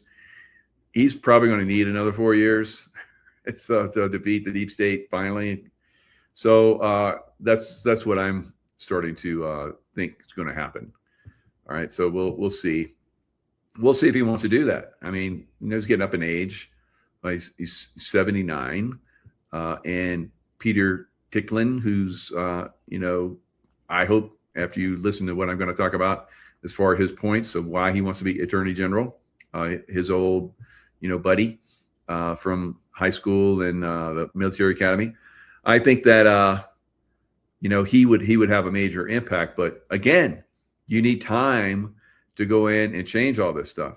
Now, when we have Professor Clements on tomorrow, he will talk about how we move towards military tribunals, right? I heard him give a presentation, at the Bond Gate that I went to, and we'll talk about how you guys can come to the next, show, which is the Fraud Gate, which basically goes into the election and all the different things that are a problem right now. Our taxes and everything is fraud beyond belief, right? Property taxes, everything, complete fraud, needs to be replaced, needs to be taken away, right? So I think we're moving that direction. All right, so weaponry. So weaponry is decided for the most part by the Pilgrim Society, the deep state, right? And our City of London. Now, you've heard Juan O'Savin come on and say it's all about the City of London. We're in the Second Revolutionary War. Kind of never ended, guys, right? War of 1812, and they're constantly coming in and infiltrating. One of those was Rothschild's central banking, Federal Reserve. And then we had, we had Civil War, all these different things. This is all part of Pilgrim Society. And it's like a, poking our eye because, the Pilgrims were great, but they made the Pilgrim Society, which is absolute opposite, right? So just keep that in mind as I talk about the Pilgrim Society, right? So what is the Pilgrim Society saying about, our weaponry? Now, I talked about yesterday also in the, space and how we're going back to where space is positive this time. Now, I see a lot of people seeing all kinds of negative stuff. There's always negative, guys. There's always going to be negative. And until we clean it up, right? Until we clean it up. F around and find out, right? So until we clean it up, there's going to be negative. But when we clean it up, there will be no more, right? So dimensionally, 5D, we're moving that direction. Golden age, no more wars, all right? But we have to focus on the right things. So they've come in and they've compromised us on a lot of different levels. So the Apollo missions were real. Yes, there were some anomalies and some manipulations are in there. There's manipulations everywhere, right? But for the most part, that was real. The manipulations where they hid, that the moon is hollow and there's beings that are inside the moon. Some, military secret space program guys, right? I remember training there in a secret space program. And on the outside is a created casing, right? And this casing can be organically created. Like it looks like, rock, thick rock and so forth. But that can be created. And we're going to see some of this right now. This is, I believe, some of the back engineered stuff that I was talking about Bob Lazar yesterday. Bob Lazar, S4 is, the Groom Lake, Area 51. He was part of, for 6 months, he worked on a program where he saw they were back engineering what looked like alien aircraft, right? And it's not unidentified. They know what it is. We should start calling it not UFOs, but IFOs, identified flying objects. We know if they're ours or if they're not, right? It's all BS. It's all part of the conditioning of everyone's mind that we don't know what they are, bullshit, right? And this is part of what when truth comes in, then we can collapse their system of control and manipulation. All right, so let's look at this. We're going to look at, how they plan technologies, where the technologies are at. We are extremely advanced, guys. Up with ceramics, or it comes up with interesting alloys, which of course is a French word for friends, where two different metals can join together and share properties. That has always been at the cutting edge. You needed to keep these really secret alloys very secret, and for your defense contractors, because you could go higher and faster and hotter. That's interesting too, because it's a nickel super alloy. We mentioned Tritonol was actually nickel and titanium. Right. And this just happens to be another nickel super alloy. And actually, it freed the U.S. from having to purchase Russian rocket engines, because now it could go inside of the engines. And like Simon mentioned, now they're talking about 9 unidentified flying object scientists, right? Disappear from secret reverse engineering programs. So this is the deep state activity that's going on. We have good people out there doing good work and working for the good side, and the deep state's coming in and hijacking stuff still. matters. Like the hotter you can take, the faster your jet engines can go, the faster your rockets can go. Rockets. Yeah. So material science is huge, in warfare. Look, the F-22, the F-35, just the material that it's made out of, the B-2 Sure. the stealth material is super secret. You know, you're not allowed to go up to any of these aircraft. So if you see that movie or you see some of the stuff that Bob Lazar, I highly recommend S4, the Bob Lazar story, right? You got to watch it. So you understand. So it's on Amazon. Buy it. All right. So you're going to want to watch it over and over again. So in there, you're going to see this spacecraft that has composites that are phenomenal. And now I've been seeing on some like the B-2 and some of these other stealth aircraft, I'm seeing those composites, right? So they back engineered them. It took them a while, but they back engineered them, I believe, and they're being very, very secret with it. It's not just the shape of them. It's also the materials are very important. And just think of all the things we make. I mentioned computers, the silicone is extremely important. Lasers, how do you actually make lasers? If you just look at our targeting pods, you know, the glass on the targeting pod is actually a see-through aluminum, essentially. You know, that's a crystal. Right. They actually grow that as a crystal. They grow that as a crystal, right? So some of these objects in space were grown, right? Like the shell of the moon that's protecting what's inside, right? Because you see the moon is pockmarked with craters from, you know, being hammered, but everybody inside safe, right? You know, 3I Atlas, another one that I believe is grown, you know, from crystals and so forth. And then they take those craft and they grow the crystal stuff around a craft and then they fly it.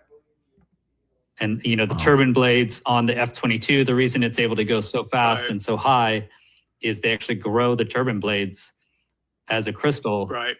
And it's able to just take incredible heat. So that's how they're able to produce just better aircraft. We can fly faster, fly higher. We can shoot better lasers. We can see in the dark. We can be stealth. You know, the U.S. does have a huge advantage in technology. And this is all due to our knowledge of reality, right? Now, when I was in the military and as a young Navy SEAL, we were still using all the technologies from World War II and the Vietnam War. Very outdated. And then in the early 80s, then everything started to change rapidly. So this is where all of the back-end engineered stuff started to come to us from these UFO, IFO, all right, you know, different projects. And, you know, there were little whispers of that. But as, you know, time goes on, we're starting to see, all of us are starting to see, this is a reality, right? We do have the capabilities of doing this. Now they're going to start to go into what happened, and this is something that they've had technology for a long time as well. What happened in Venezuela? Why all those guys, you know, just like, you know, were bleeding from, you know, their orifices and dropped to their knees and were completely useless as fighters. Comes from material science. Pretty much everything comes from materials in some manner. How you produce your electronics, how you receive your electronics, how you hide all your aircraft. So materials are huge. And like Simon said, that's probably the main reason none of this is allowed out. It's not just for the social ramifications or us learning that the government, you know, could have been lying to us for decades. I think we found that out in many other ways. Yeah. So it really comes down to an advantage, losing your advantage. As soon as your adversaries know about this, now they can reverse engineer it. You know, China is very good at reverse engineering everything we make. As soon as you don't want to show your hand, as soon as you show your hand to China, they're going to copy your hand. So, yeah, I think that's very interesting. And we just got word. Definitely. A new report about the type of technology that we're using on the battlefield in Iran. Of course, We saw what happened, what the U.S. was using in Venezuela, but that was really like 30-year-old technology that was finally revealed. And it was revealed from the White House podium that, yes, we have these technologies. But now a new report, I'm just going to show this. This is being reported about what they've been equipping on Black Hawk helicopters. But one of the most helicopters. dangerous electronic warfare comes from the disc-shaped objects attached to this Black Hawk helicopter. Oh, yeah.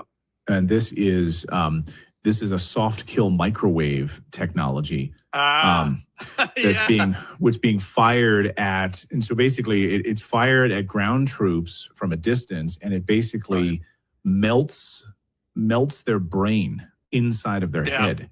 This high-powered microwave devices with this front. All right. So as you guys can see, the technology is super advanced. In the first, was it the first? No, the second Gulf War, where we came in and like 100 hours, we defeated the Iraqi troops and drove them out of Kuwait and drove them through the desert and have them running back to Iraq. And there was a long line. This is when the A-10 Warthog really came into visibility as far as an incredible piece of aircraft. They basically it was a line of death for the Iraqis as they were trying to escape from Kuwait, and the Warthogs just basically ate them up as they tried to. They were stealing cars from Kuwaitis, probably BMWs and Lamborghinis, but maybe, and because they're there, I've seen them. Wow. So they Mercedes, whatever they had, they were just stealing the cars and just getting the heck out. And there was it's a long road from Kuwait to Iraq, the first city in Iraq. And that road was just a road of death, right? So now inside of our form, that's a glutathione. That's a LifeWave glutathione, activates my glutathione, right? So it's good for your health. Good, keeps you healthy, right? So they had technology, and it wasn't revealed for a long time, but they had technology. All of the Iraqi troops that were in foxholes and so forth, that they were thinking they were going to have a real hard time, getting them out of those foxholes. They used sound frequencies on those Iraqi troops, and drove them crazy, drove them out of the foxholes, had them surrendering like crazy. So, once you reveal these technologies, like they were saying, then the enemy is going to back engineer it. And so that's one of the reasons why, they've kept the space program and some of these technologies to themselves. In fact, in that movie with Bob Lazar, he said when he first came in, there were some Russians that were there, and they were,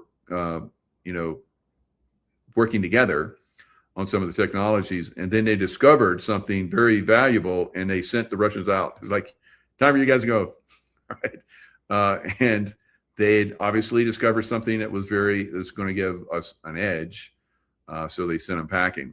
Of course, the Russians have edges because they have, back engineered some, UFO type technologies too.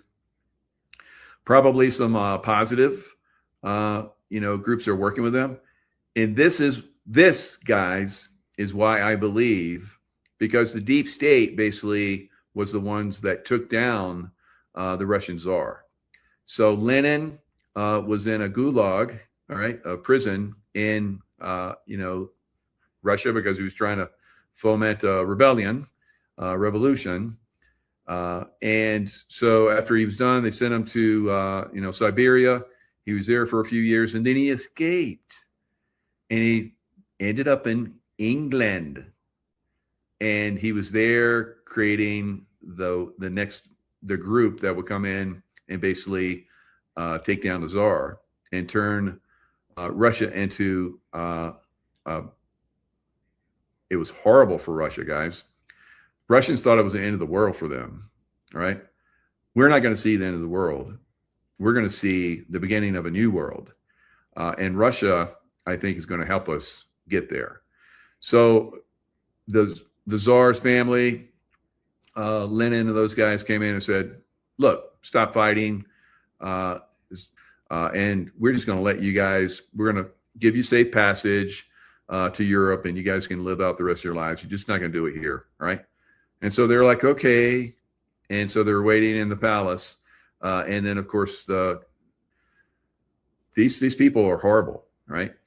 So we cannot deal with them. The only way they understand is the pointy end of a gun, right? And then they'll make a deal. So Iran has been making deals. It's like, but like I said, I told you guys, they're just stalling for time. They're just stalling for time, and we're stalling for time too. So we're, as you guys saw, we're seeing a lot of stuff over there, right? And kind of keeping it quiet, but Mod Squad boy just like gave it up. Funny. Good job, Monkey Works, keeping us informed. But you know what he said is he doesn't give away too much information. I'm the same way. All right, the Pilgrim Society. All right, let's talk a little bit about it. Now there is a book. I saw Ann Vandersteel with this one gentleman, and the way I found out about it is Dr. Arden contacted us. Tracy, got a message from him because I was talking about the Pilgrim Society, and I was like, what is this Pilgrim Society? I asked, and he heard me ask about that. So he's like, watch this. So thank you, Dr. Arden. So this is Michael T. McKibben. So this woman right here, Lillian Scott Troy, she unmasked the British Pilgrims Society plan to annex America. This is unbelievable, right? Unfriggin' believable. So let me share the screen so you can see this book. But hopefully I can have this gentleman on and we can discuss because it's quite substantial. And you can go see him, like I said, with Ann Vandersteel. She did an interview with him. So unbelievable stuff. And let's see if I can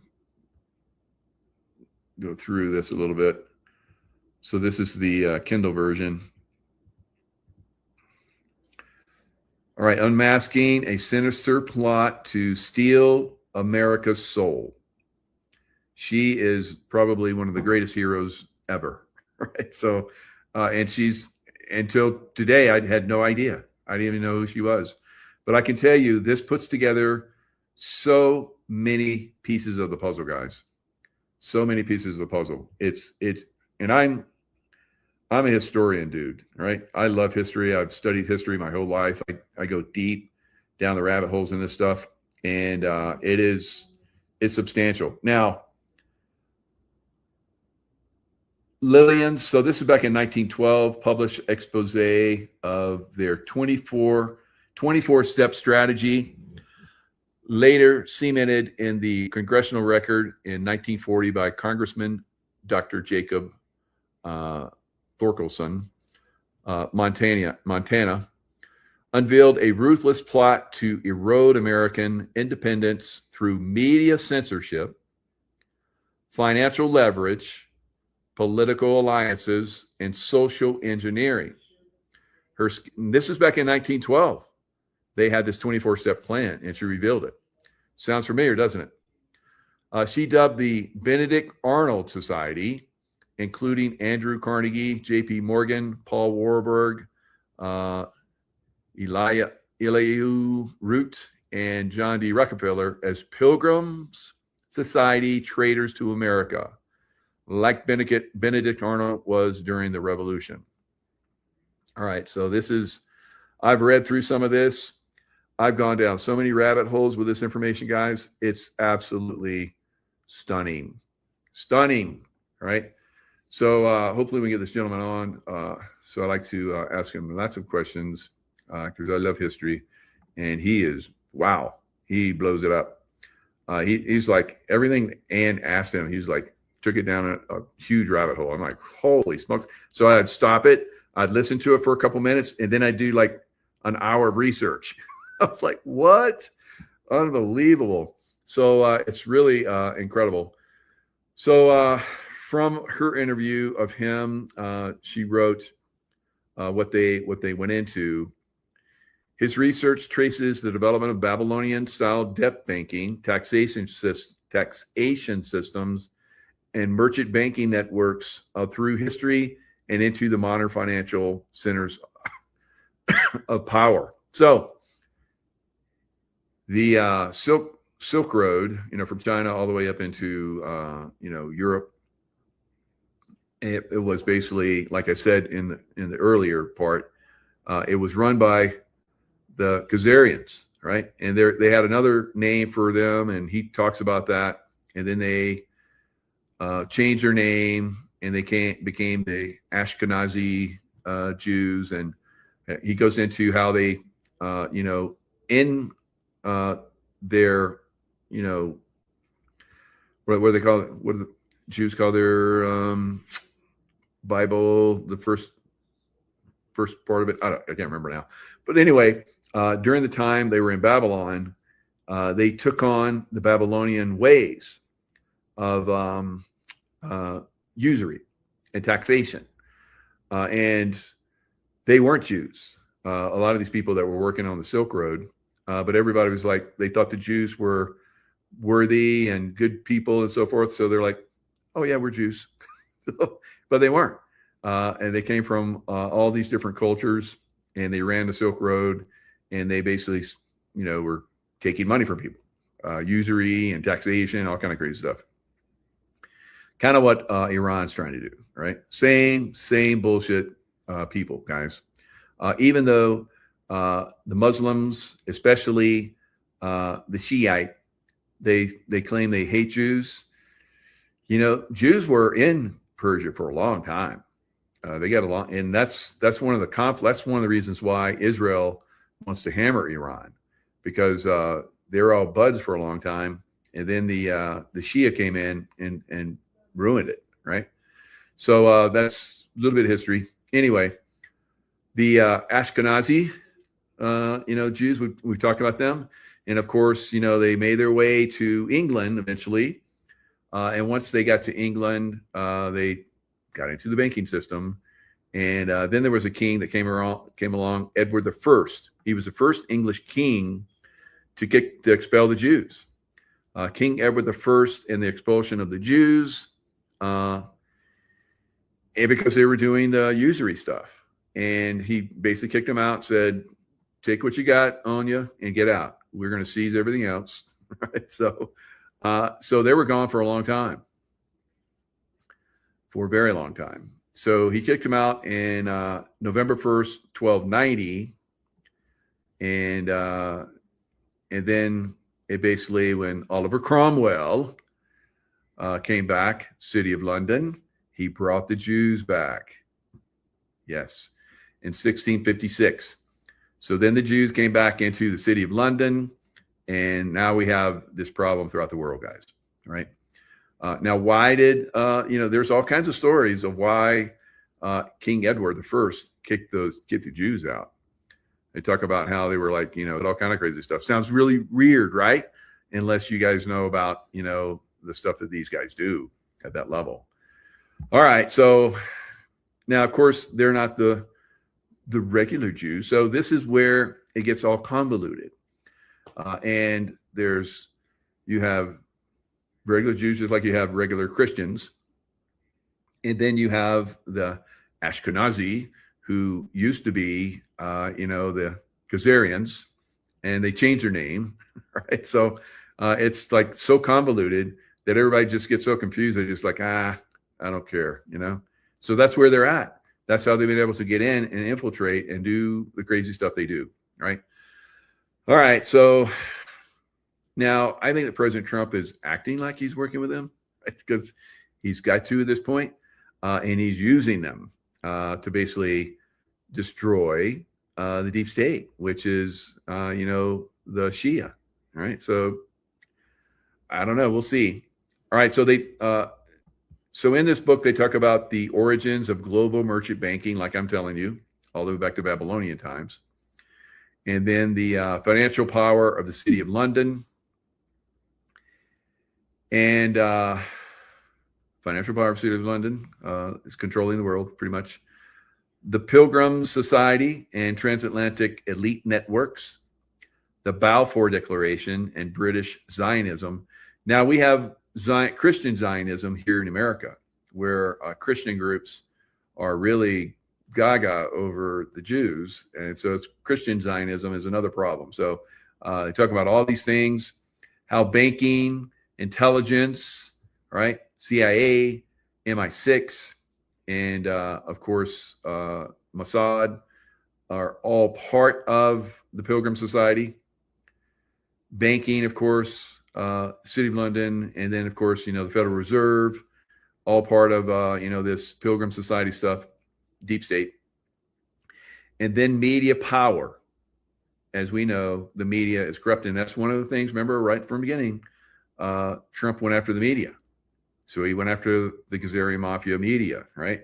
So, the Pilgrim Society, we'll have to call it that, because that's kind of confusing when you go into the Khazarian Jews, because then they can use that against you. And I've seen, Scott McKay got ate up because he talked about Khazarian Jews one time, and went all the way up to the top of the Pilgrim Society media. All right, and he was supposed to speak at an event at Donald Trump's, what was it, in Florida? There was a place he's got there. I can't remember the name of it, but I went there. He's like, Mike, you got to come to one of these events. I was like, nah. He's like, it'll be good. And you're going to be speaking there? Yeah, I'm speaking there. So I'm like, okay, I'll come because you're there. And so I went there, and Donald Trump's son, Don Jr., basically asked, because Scott was blowing up on the internet because he was talking about Khazarian Jews. He said, could you, not come because everybody's in an uproar about that. So like, wow. So then I was committed, and I was like, shit. So I went there, and I just got to see how those people are in that group. But anyway, why the financial system still revolves around debt, war, and control. All right. So it was a very interesting interview. And like I said, he was talking about several different things. And I was like going down so many different rabbit holes, like I just showed you guys, where, they kicked out the Jews, and then they came back, with, William the Conqueror started it, I guess. He came in and, brought them in and started the City of London. That was William the Conqueror, but that was 1066 when they first came in, and then they were basically expelled. Like, was 1066? It was almost less than 100 years later. Edward I came in and basically said, "No, you guys are out of here. You're bad, right?" So now when they came back, they basically it was King. What was it? What was the king that was beheaded when they came back in? They brought the Jews back in, so they got their revenge. Was it Henry? Was it King Henry? So the Scottish king. Let me pull it up real quick. Last king beheaded in England. Maybe the only one. I don't know.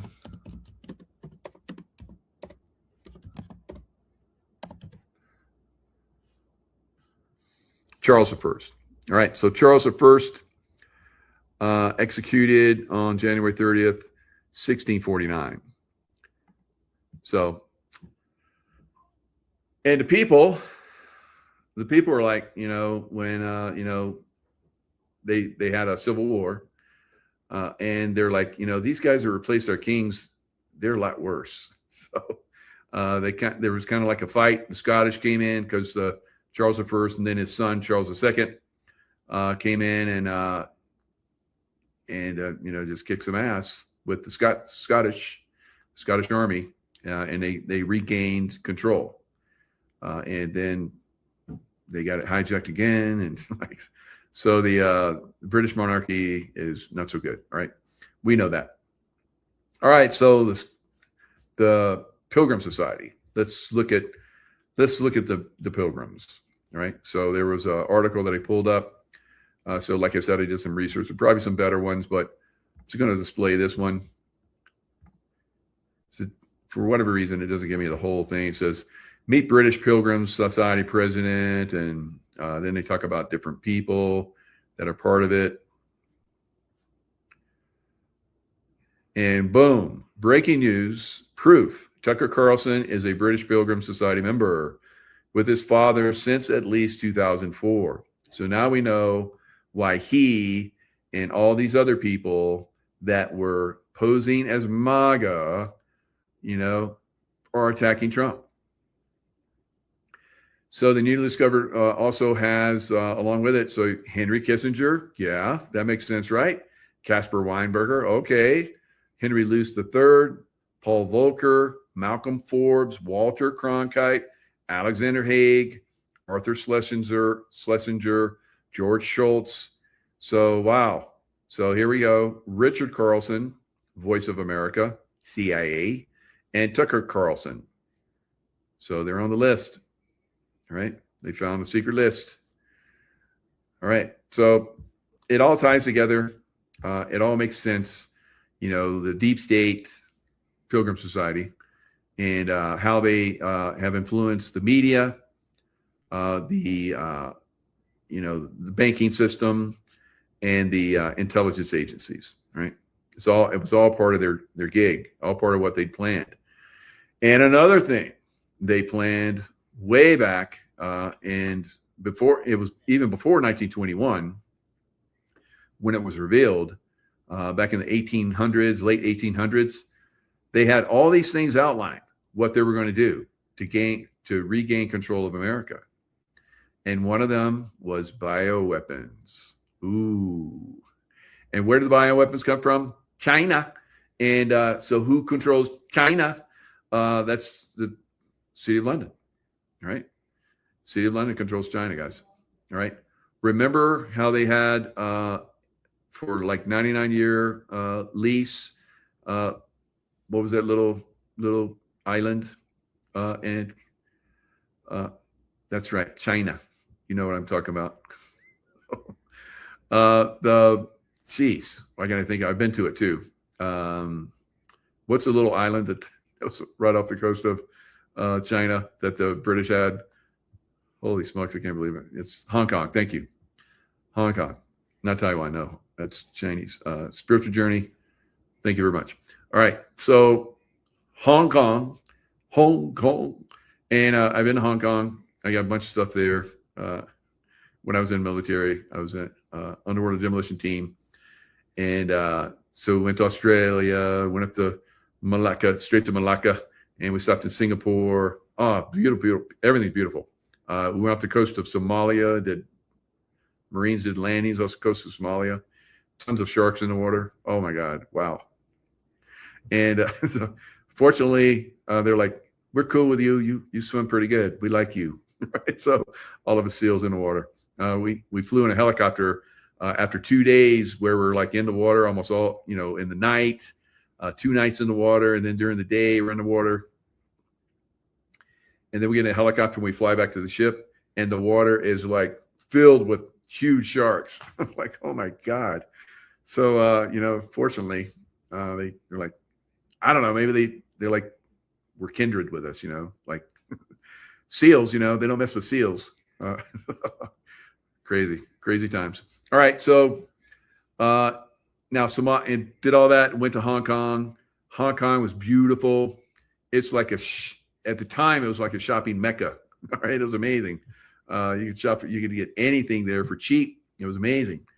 And then, stupid England, of course, that's a British society group, basically gave it back. And they probably had that all along. And then the people of Hong Kong suffered, all right, because the Chinese communists came in and just like went and just hammered them. Right? So bye-bye freedoms. Wow. So they basically have control of, you know, all of that now. The people don't like them, or do they? I don't know. Right? So maybe we can make a deal with the people. It's like, you want to overthrow your government too? Look, see what we're doing with Iran. You want to do that too? Maybe that's how it goes down, guys. I don't know. So we'll see. All right. So now this woman that basically exposed, she was dealing with, and the reason why it didn't get more traction is because the guy that she was dealing with, he was a very high up, and they called him W.T. Steed at the time, back in the late 1800s, in the early 1900s. He was like, he turned so many different things around in British society. He was what journalists should be, right? And he helped get people in power. I try to do all these things too. But he had a lot of influence, right? I don't have as many people influence, I guess. I don't know. But he had a lot of influence, and he was able to turn around a lot of things in British society that were very, very corrupt, right? I could go into it, but it would take too long. I would say, you know, read up on some of this stuff. So he wrote a book, and I got the book, and I've been reading it. So The Truth About Russia.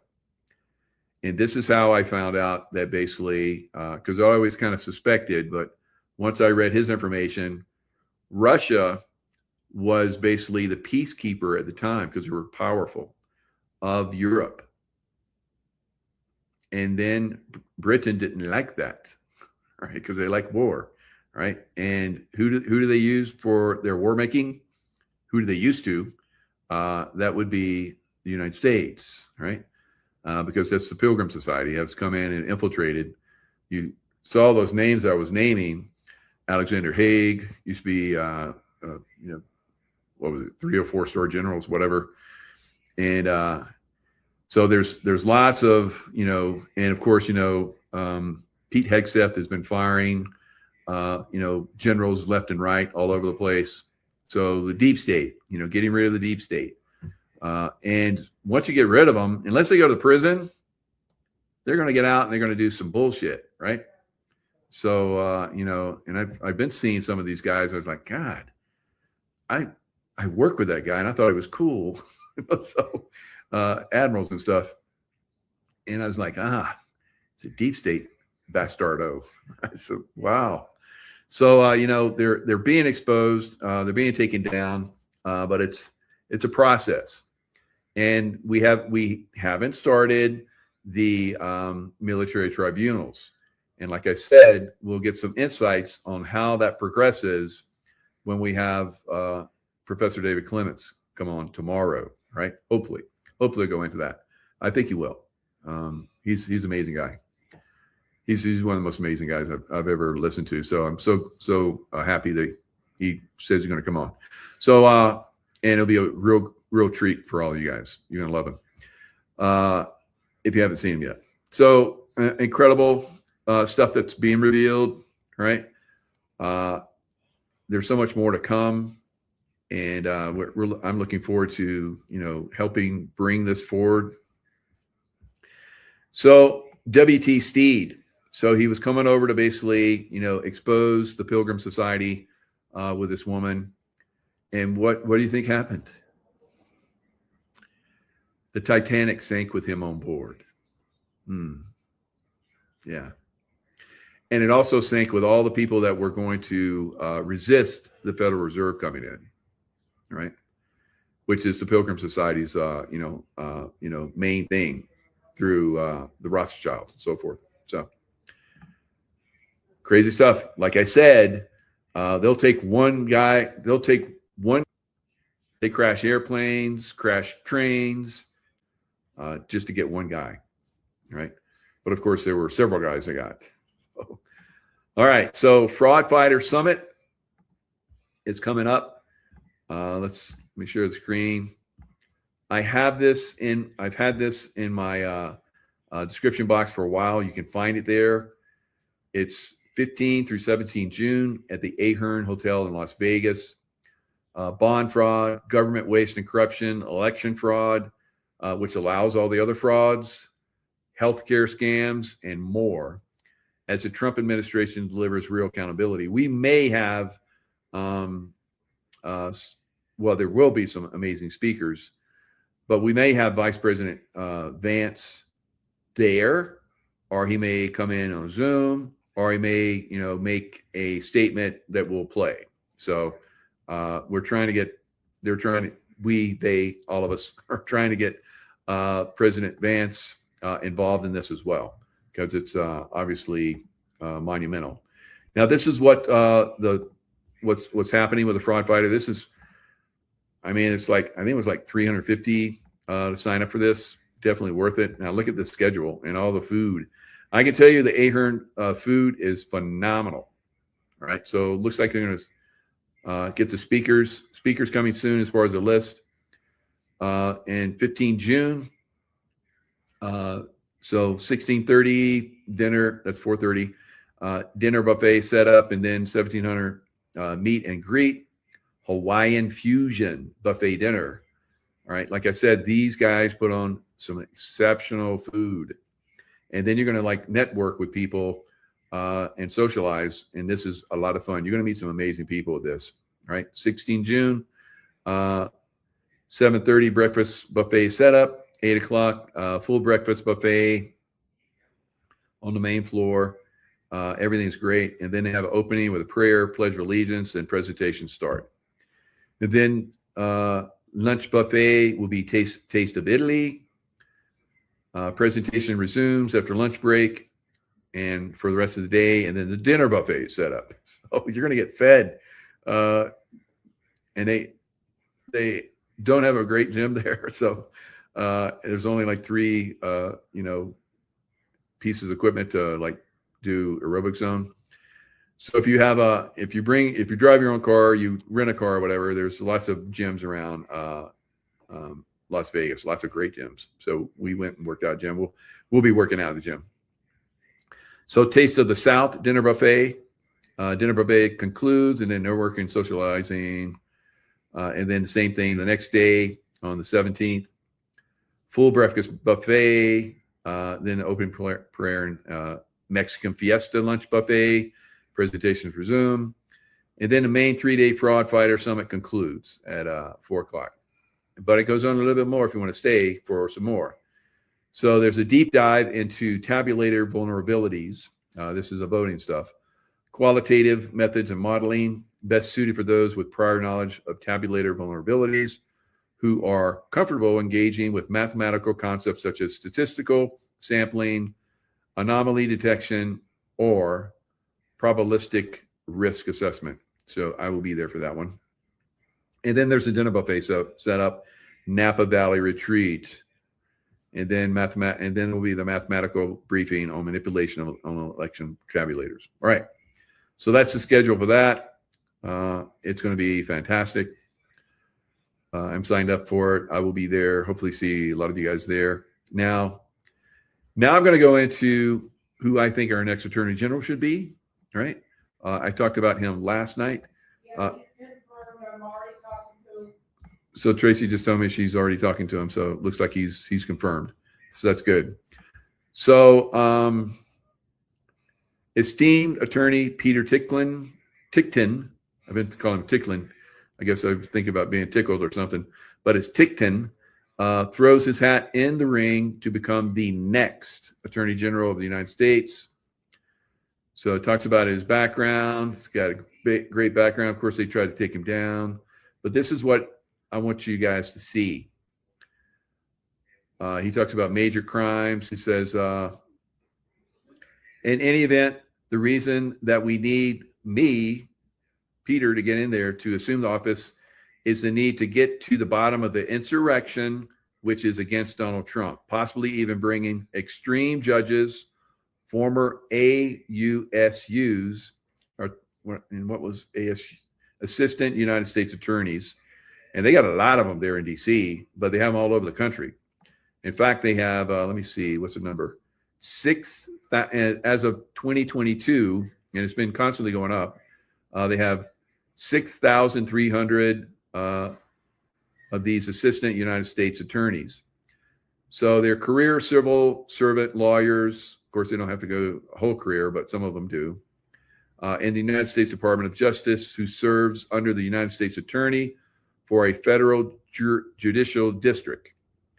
AUSAs represent the U.S. federal government in civil and appellate litigation and in federal criminal prosecutions. So that's what that means, AUSAs. And others to justice and to end the over-policing of businesses and entrepreneurs where minor transgressions have been treated as major crimes. So he's talking about if he's appointed, he's going to put these on a short leash. Election interference. So he goes into detail about how it's been Dominion, foreign and domestic. He names names. He says Eric Comer down to individuals in different states, such as Jenna Griswold, Colorado Secretary of State, who admits wiping hard drives clean and overwriting on them, which is a clear violation of federal law. She did this in 62 counties in Colorado, and no one cares. Even though she pushed to put Tina Peters in prison for doing what she did, and is still pushing for that as she runs for the Attorney General of Colorado. Wow. Criminal wants to go to a higher level. We know that any ballot box stuffers, and says we have deep state actors who were involved in planning to break windows and enter the Capitol on J6. They plotted long before the election. We know who they are and have them on videotapes. We need to determine who manipulated the voter rolls. Immediately investigate the manipulation of the elections in the 3 states, North Carolina, Arkansas, and Texas, where the primaries occurred this year. So I've been saying that Texas, absolutely fraud, right? And so they know it. They got the info on it. And looks like if he gets in there, he's going to, start to hammer this guys. Weaponization is not the wrongful pursuit of crimes committed by those protected by fame or politics, but rather the wrongful targeting of those individuals and then looking for a crime, or worse, inventing a crime, as they did with Donald Trump. So they weaponize the justice system to come after innocent people, like the J6ers and Donald Trump. It is a two-edged sword and needs to be cleaned up. And so he talks about, how he's going to get, people in President Trump's circle, go after, the people that went after them. Meanwhile, we have criminals who have committed serious crimes, such as the sale of influence by Hunter Biden, the theft of untold millions by the Clinton Foundation and its owners from Haiti funds alone. So, wow.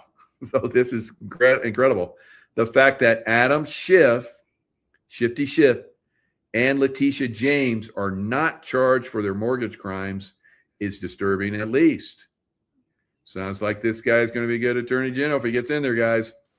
Then he says, restart the weaponization department, probably with Ed Martin. Wow. Ed Martin, that guy is a stud, right? He would be amazing. And fund it well. I was at an event where Ed Martin spoke, and afterwards people were like coming up to me thinking I was Ed Martin. It's pretty funny. All right. So clear victims of targeting carefully by dismissing cases and recommending pardons for victims of the following: parents who attended and complained to boards of education, police who were charged with excessive force, if appropriate, so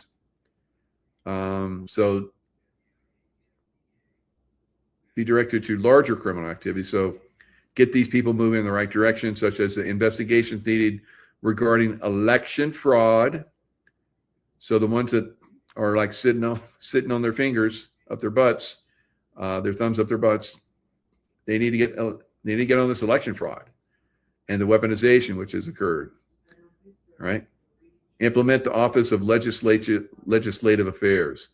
Make recommendations to Congress to enhance the administration of justice. This includes seeking legislation with improvements in transparency. All right, so 13 more. 13, much more. So There's this guy's he's going to be amazing if he gets in office. He definitely needs to be in office. So there's your man, Peter Tickton. And like I said, we're going to have him on Wednesday. He's going to go into detail. Hopefully we'll get him to the other influencers after he does a show with us. I think we get him, Nino and Scott and who knows who else, because Tucker Carlson's is a no-go now, right? And I hope Tucker Carlson's audience comes to us, right? So, and all these other criminals, Alex Jones, all those people that, still have an audience. Of course, they'll probably keep that audience, a lot of those audience, because they don't know. They don't know what they don't know. But at this point, they should be aware that these guys are part of the Pilgrim Society, right? Okay, guys. Lots of love. Let me get that out of the way so you can see my face. Lots of love. Stay in the love vibration, and we'll see you guys next time. All right, folks, as promised, I said I was going to do a 10-question rapid fire with Juan. Let's see if Juan can do this. Let's see if there's any glitches, any problems with the internet. Let's see what happens here. Let's see if we can accomplish this. First of all, Juanito, I want to ask you a question from me. This is a question from me to start this off. Okay. Podcasters like Alex Jones and Candace Owens, Megyn Kelly, Tucker Carlson, Nick Fuentes. Now that Trump's called them out, I've always said that podcasters would be activated for such a time as now. Are these podcasters being activated, or do they really believe what they believe? They're not. Are they compromised or not? Oh, I don't know that they're compromised. I just think that they're going with trends that seem to make sense. Let me just say this real quick. I actually personally was a little bit concerned on the, for example, the Sandy Hook thing. I understand the judgment, the whole schmear, but I looked at that pretty closely back at the time, and I'm pretty comfortable that Sandy Hook is a problem. I don't think we've heard the end of it. It's 9/11-ish, okay? We got sold a bill of goods. But that doesn't change the fact that, these are people that have gone unhinged. We're in a time of war. Excuse me. You don't do that. Well, they're doubling down. Situation. Yeah, I know. They're doubling down right now. Alex Jones is defending his position. They're all doubling down, tripling down. Yeah, look, is there a problem with the Charlie Kirk thing? Absolutely. Number 2, when is the EBS? Well, that's about as dumb as it comes, okay? If we all knew the schedule, then it'd be like the attack at Pearl Harbor, as Trump said, a little surprise. Come on, man. But he put out the reset's coming. Okay, reset is a whole different thing. Reset in what area? Is it going to be a medical reset? Is it going to be the food reset? Is it going to be a power system reset? The cell phones that need to be reset because they're weaponized? Is it going to be the financial reset? Just saying, he's not clarifying. We have multiple things that have to be reset, that are going to be reset. In the broadest sense, resetting the way that we have to constantly be chased around with terrorism and going to the next conflict and war and surprise and everything else, taking it out at the roots. That's like really smart. And Iran is, at the center of much of that. So, excuse me, the reset can mean different things in different places. Give me a fucking break. Charlie Kirk assassination, real or fake? I don't think that we have good answers on that, and I don't think that I certainly wouldn't say that that's done. Is the Q operation real?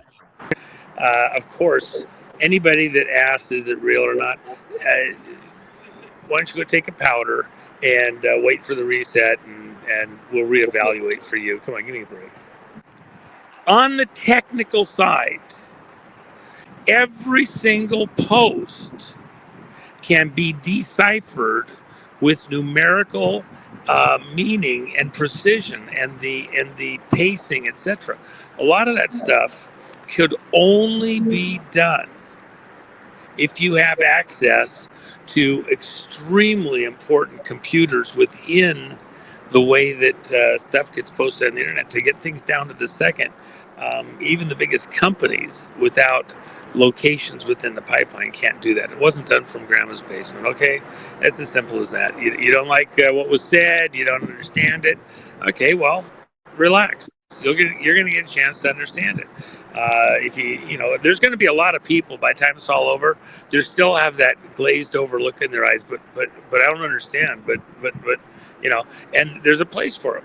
Go join the Flat Earth Society, and you'll feel right at home. Come on. Wow, you got my next question. Okay? Well, then I'll switch it since you just answered that. Antarctica, ice It's wall. a cult. It's a cult. I'm sorry. The Flat Earth thing. A Satanist got paid just under $500,000 for 2 years that we know of, and there may be many more, to use the Flat Earth storyline in order to map the suggestible nodes within the Patriot community. Okay? People that would then pass on other stuff. They mapped using that. It's like pinging, looking for an oil field with big thumpers. You told me who did it. Can we say who it is? Can we? Yeah. Michael Aquino. Yeah, Michael Aquino's the one. Department of Defense. Yeah, who got money? Is he like the modern day Aleister Crowley?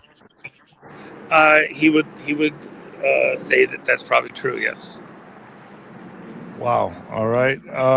Let's get to the next one. And he wants to match Aleister Crowley on some very horrific things, and some of the allies of his, he's on another whatever. You got to wonder when they say that kind of stuff, and then it turns out it's not true, and they've been talking to him the whole time. Very, very disturbing. But anyway, I don't want to dive into that too far. All right. Okay. Let's get to the next one. Or do you want to answer that? Pass. As long as someone's in your heart and mind, they're never dead. Okay. Epstein. Is it true there will be no prosecutions for the Epstein files? Now, who's the dumbass saying that? Diana Brooks. Diana, come on, man. Dan Brooks. Dan or Diana? Diane. Okay, Diane, listen. We aren't done. We're far from done. Obviously, we can't prosecute Epstein. Ghislaine's in jail. Of course, there's prosecutions happening. The stuff that you're looking for is tied into things that are so big, you probably haven't even considered it yet. Okay? And unfortunately, that kind of stuff has to be, properly handled. So there's stuff into the banking that almost hasn't been touched so far with the people involved on the Epstein stuff that Epstein was brokering. So take a breath. Of course, we're pursuing this as best as possible. Bondi asked the FBI for all this evidence. They didn't even give it to her. Found hidden rooms at the FBI in Washington, D.C. and found more evidence. Somebody at the FBI was hiding it. We only located that from the burn bags at the FBI office. There is so much more coming. Well, will Trump's new attorney general finally basically drop the hammer? Are they going to serve out indictments? Well, I think that's the whole point. Why did Trump have to put Bondi in there in the first place? Because Congress would not have approved some of the people that Trump wanted to put in as the attorney general. Why? Because they would have done stuff Trump wanted to do, which was far more severe. So he had to put an intermediate player in there just to get through Congress at the beginning of this term. Same thing with Cash. I got to answer the question. Take a second. The reality is, whoever comes in next, I told you, Nino, from day one that she was not going to be a permanent. She was just to buy time. You Somebody else absolutely, could- you whoever 100% the next did. one You is, 100% did. we'll be having 1,000 times more opportunity to go to the wall because we're coming into a different environment. You want to talk about reset? It's across the board, including how the Justice Department works. Okay, so hold on and be careful. All the stuff that you're wishing for, I don't want to hear one complaint from anybody that's asking those kind of questions. Are we going to see anything? When it goes so fast and you have hundreds of indictments in days and weeks, don't complain that it's going too fast. They can't keep up. We don't know.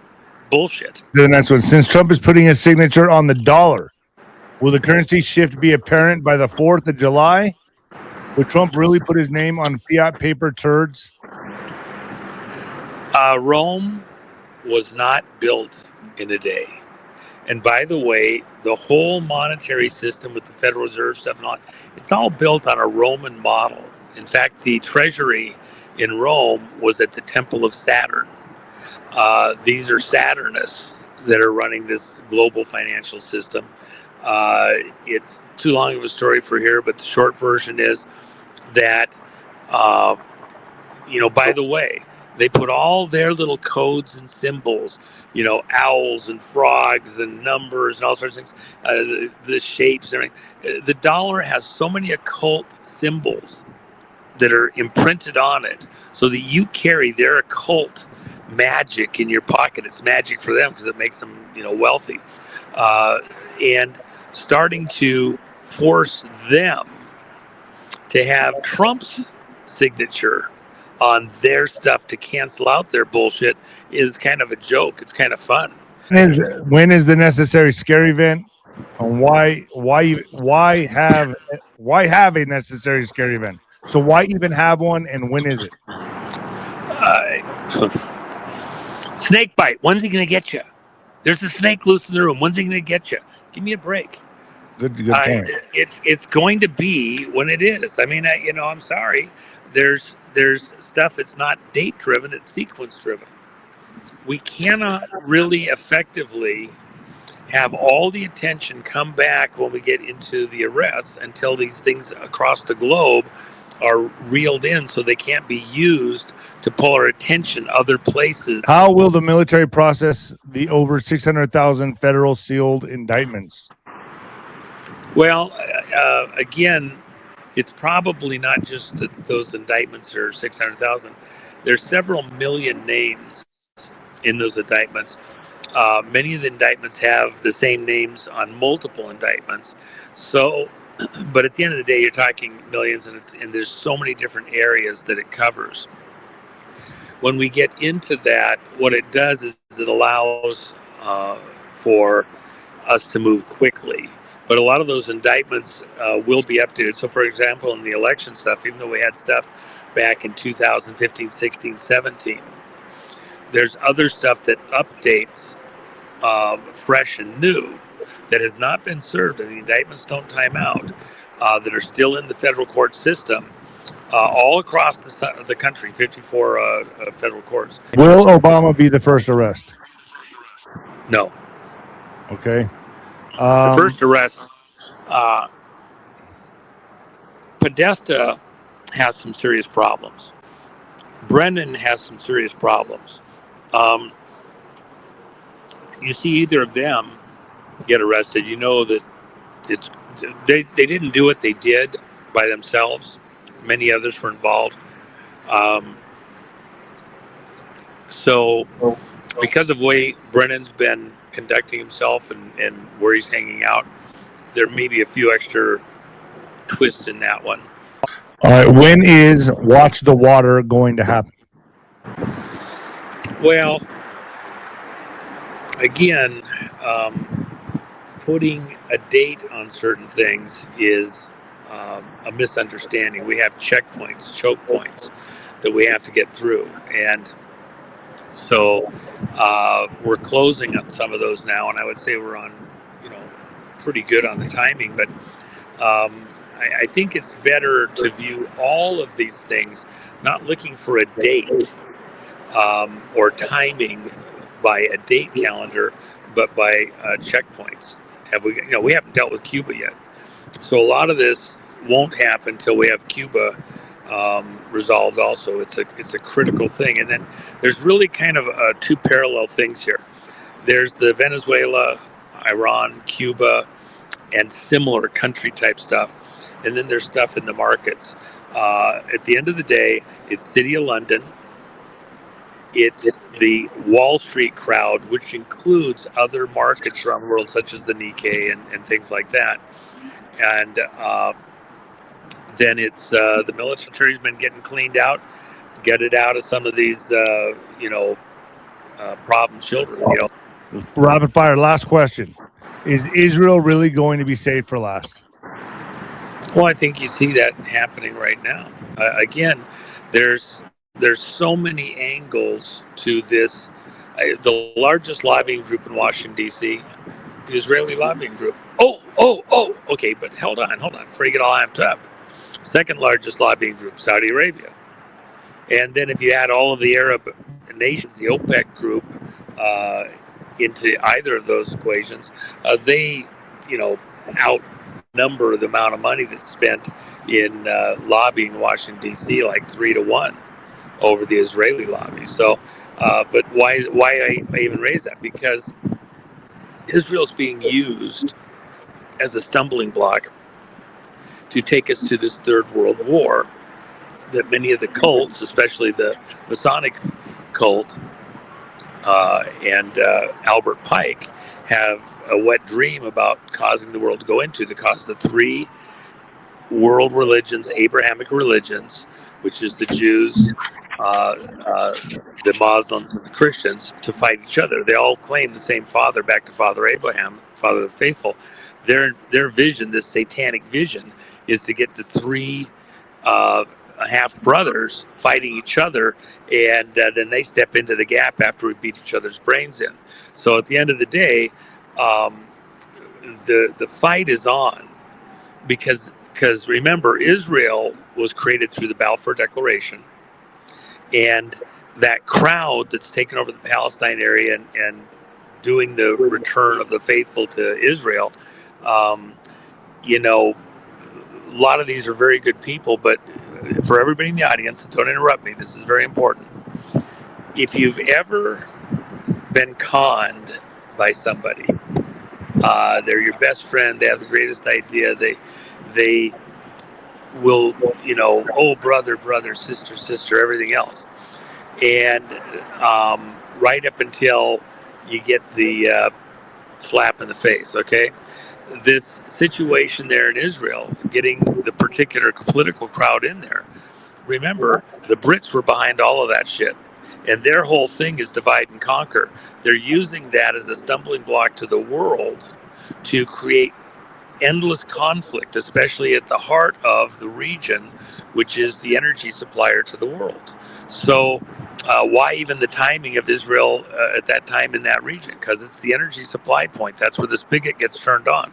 The world runs on energy. George W. Bush said, after 9/11, we're in a endless war against terrorism that has no end. Okay, well, we're putting an end to it. Come May 17th, for the 49 days up to July 4th, the 50th, the Jubilee Day, starts on July 5th.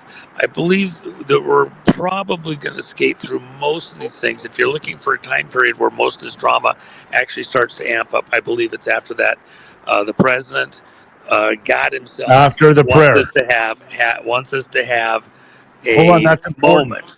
It's crucial. May 17th is the prayer. So after that, shit's going to get real. That's right. And by the way, and it's why I did a coin here just the other day concerning the astronauts. In the midst of all of this, and every question that your people have, let me just say something. For the young people, I mean kids, 13, 14, even 8, 9, into their early 20s. When you talk about all this shit that we just talked about, and is it going to happen this, is going to be in that, and all that, that's very terrorizing. You're just getting started. You don't even understand everything. you're talking all that bullshit. You're scaring the living bejesus out of all these kids, and they don't have the lifetime of understanding. It's crucial. The kids need us not talking shit every second. Where's their future? Where's their hope? That's why we just went up and didn't do a fake. We did a real flyby on the moon.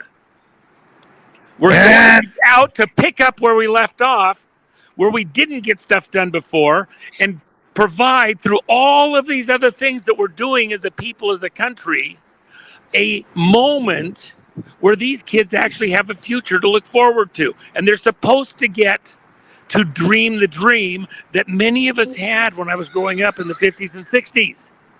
All right, Juanito. Give it back to them that was taken away from us. They need that in order to be able to have a sense of hope about what's coming.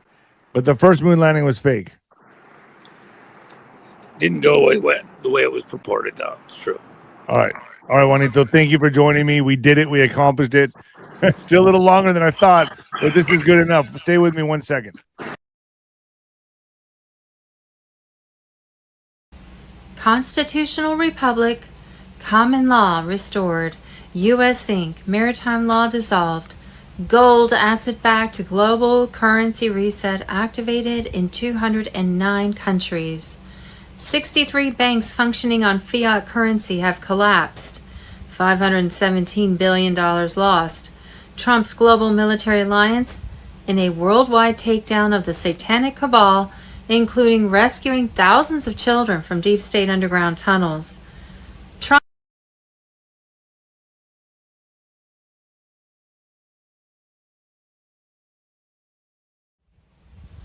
Possible timing. On Monday, April 6, 2026, the new global quantum financial system was operational in 209 nations. With gold-backed currencies ending the fiat debt slavery, Trump had ripped financial control of the world from the cabal, restoring the sovereign U.S. Treasury. No income tax tariffs and fair sales tax now ruled. On Tuesday, April the 7th, 2026, banks were briefly dark as old debts were erased. IRS abolished, prosperity funds launched for we the people. SWIFT, Society for Worldwide Interbank Financial Telecommunication, admitted that all messages about financial payments must now only be sent in the ISO 20022 format. This format worked with a number of payment and settlement methods, such as wire transfers across borders and securities transactions. This had an impact on over 11,000 banks, 200 countries, and $5 to $7 trillion worth of transactions every day. On Sunday, April 12, 2026, start of new financial era, and Saturday, April 18, 2026, possible. Friday, April 10th, 2026, breaking. We're getting close to the moment we've been waiting for. The final activation steps are anticipated to take place over the course of the next 24 to 48 hours. The start of the new financial era, which has been quietly developed behind the scenes, could be announced by official notification at any time. Nasara Jasara, QFS system on Telegram. Worldwide activation. The line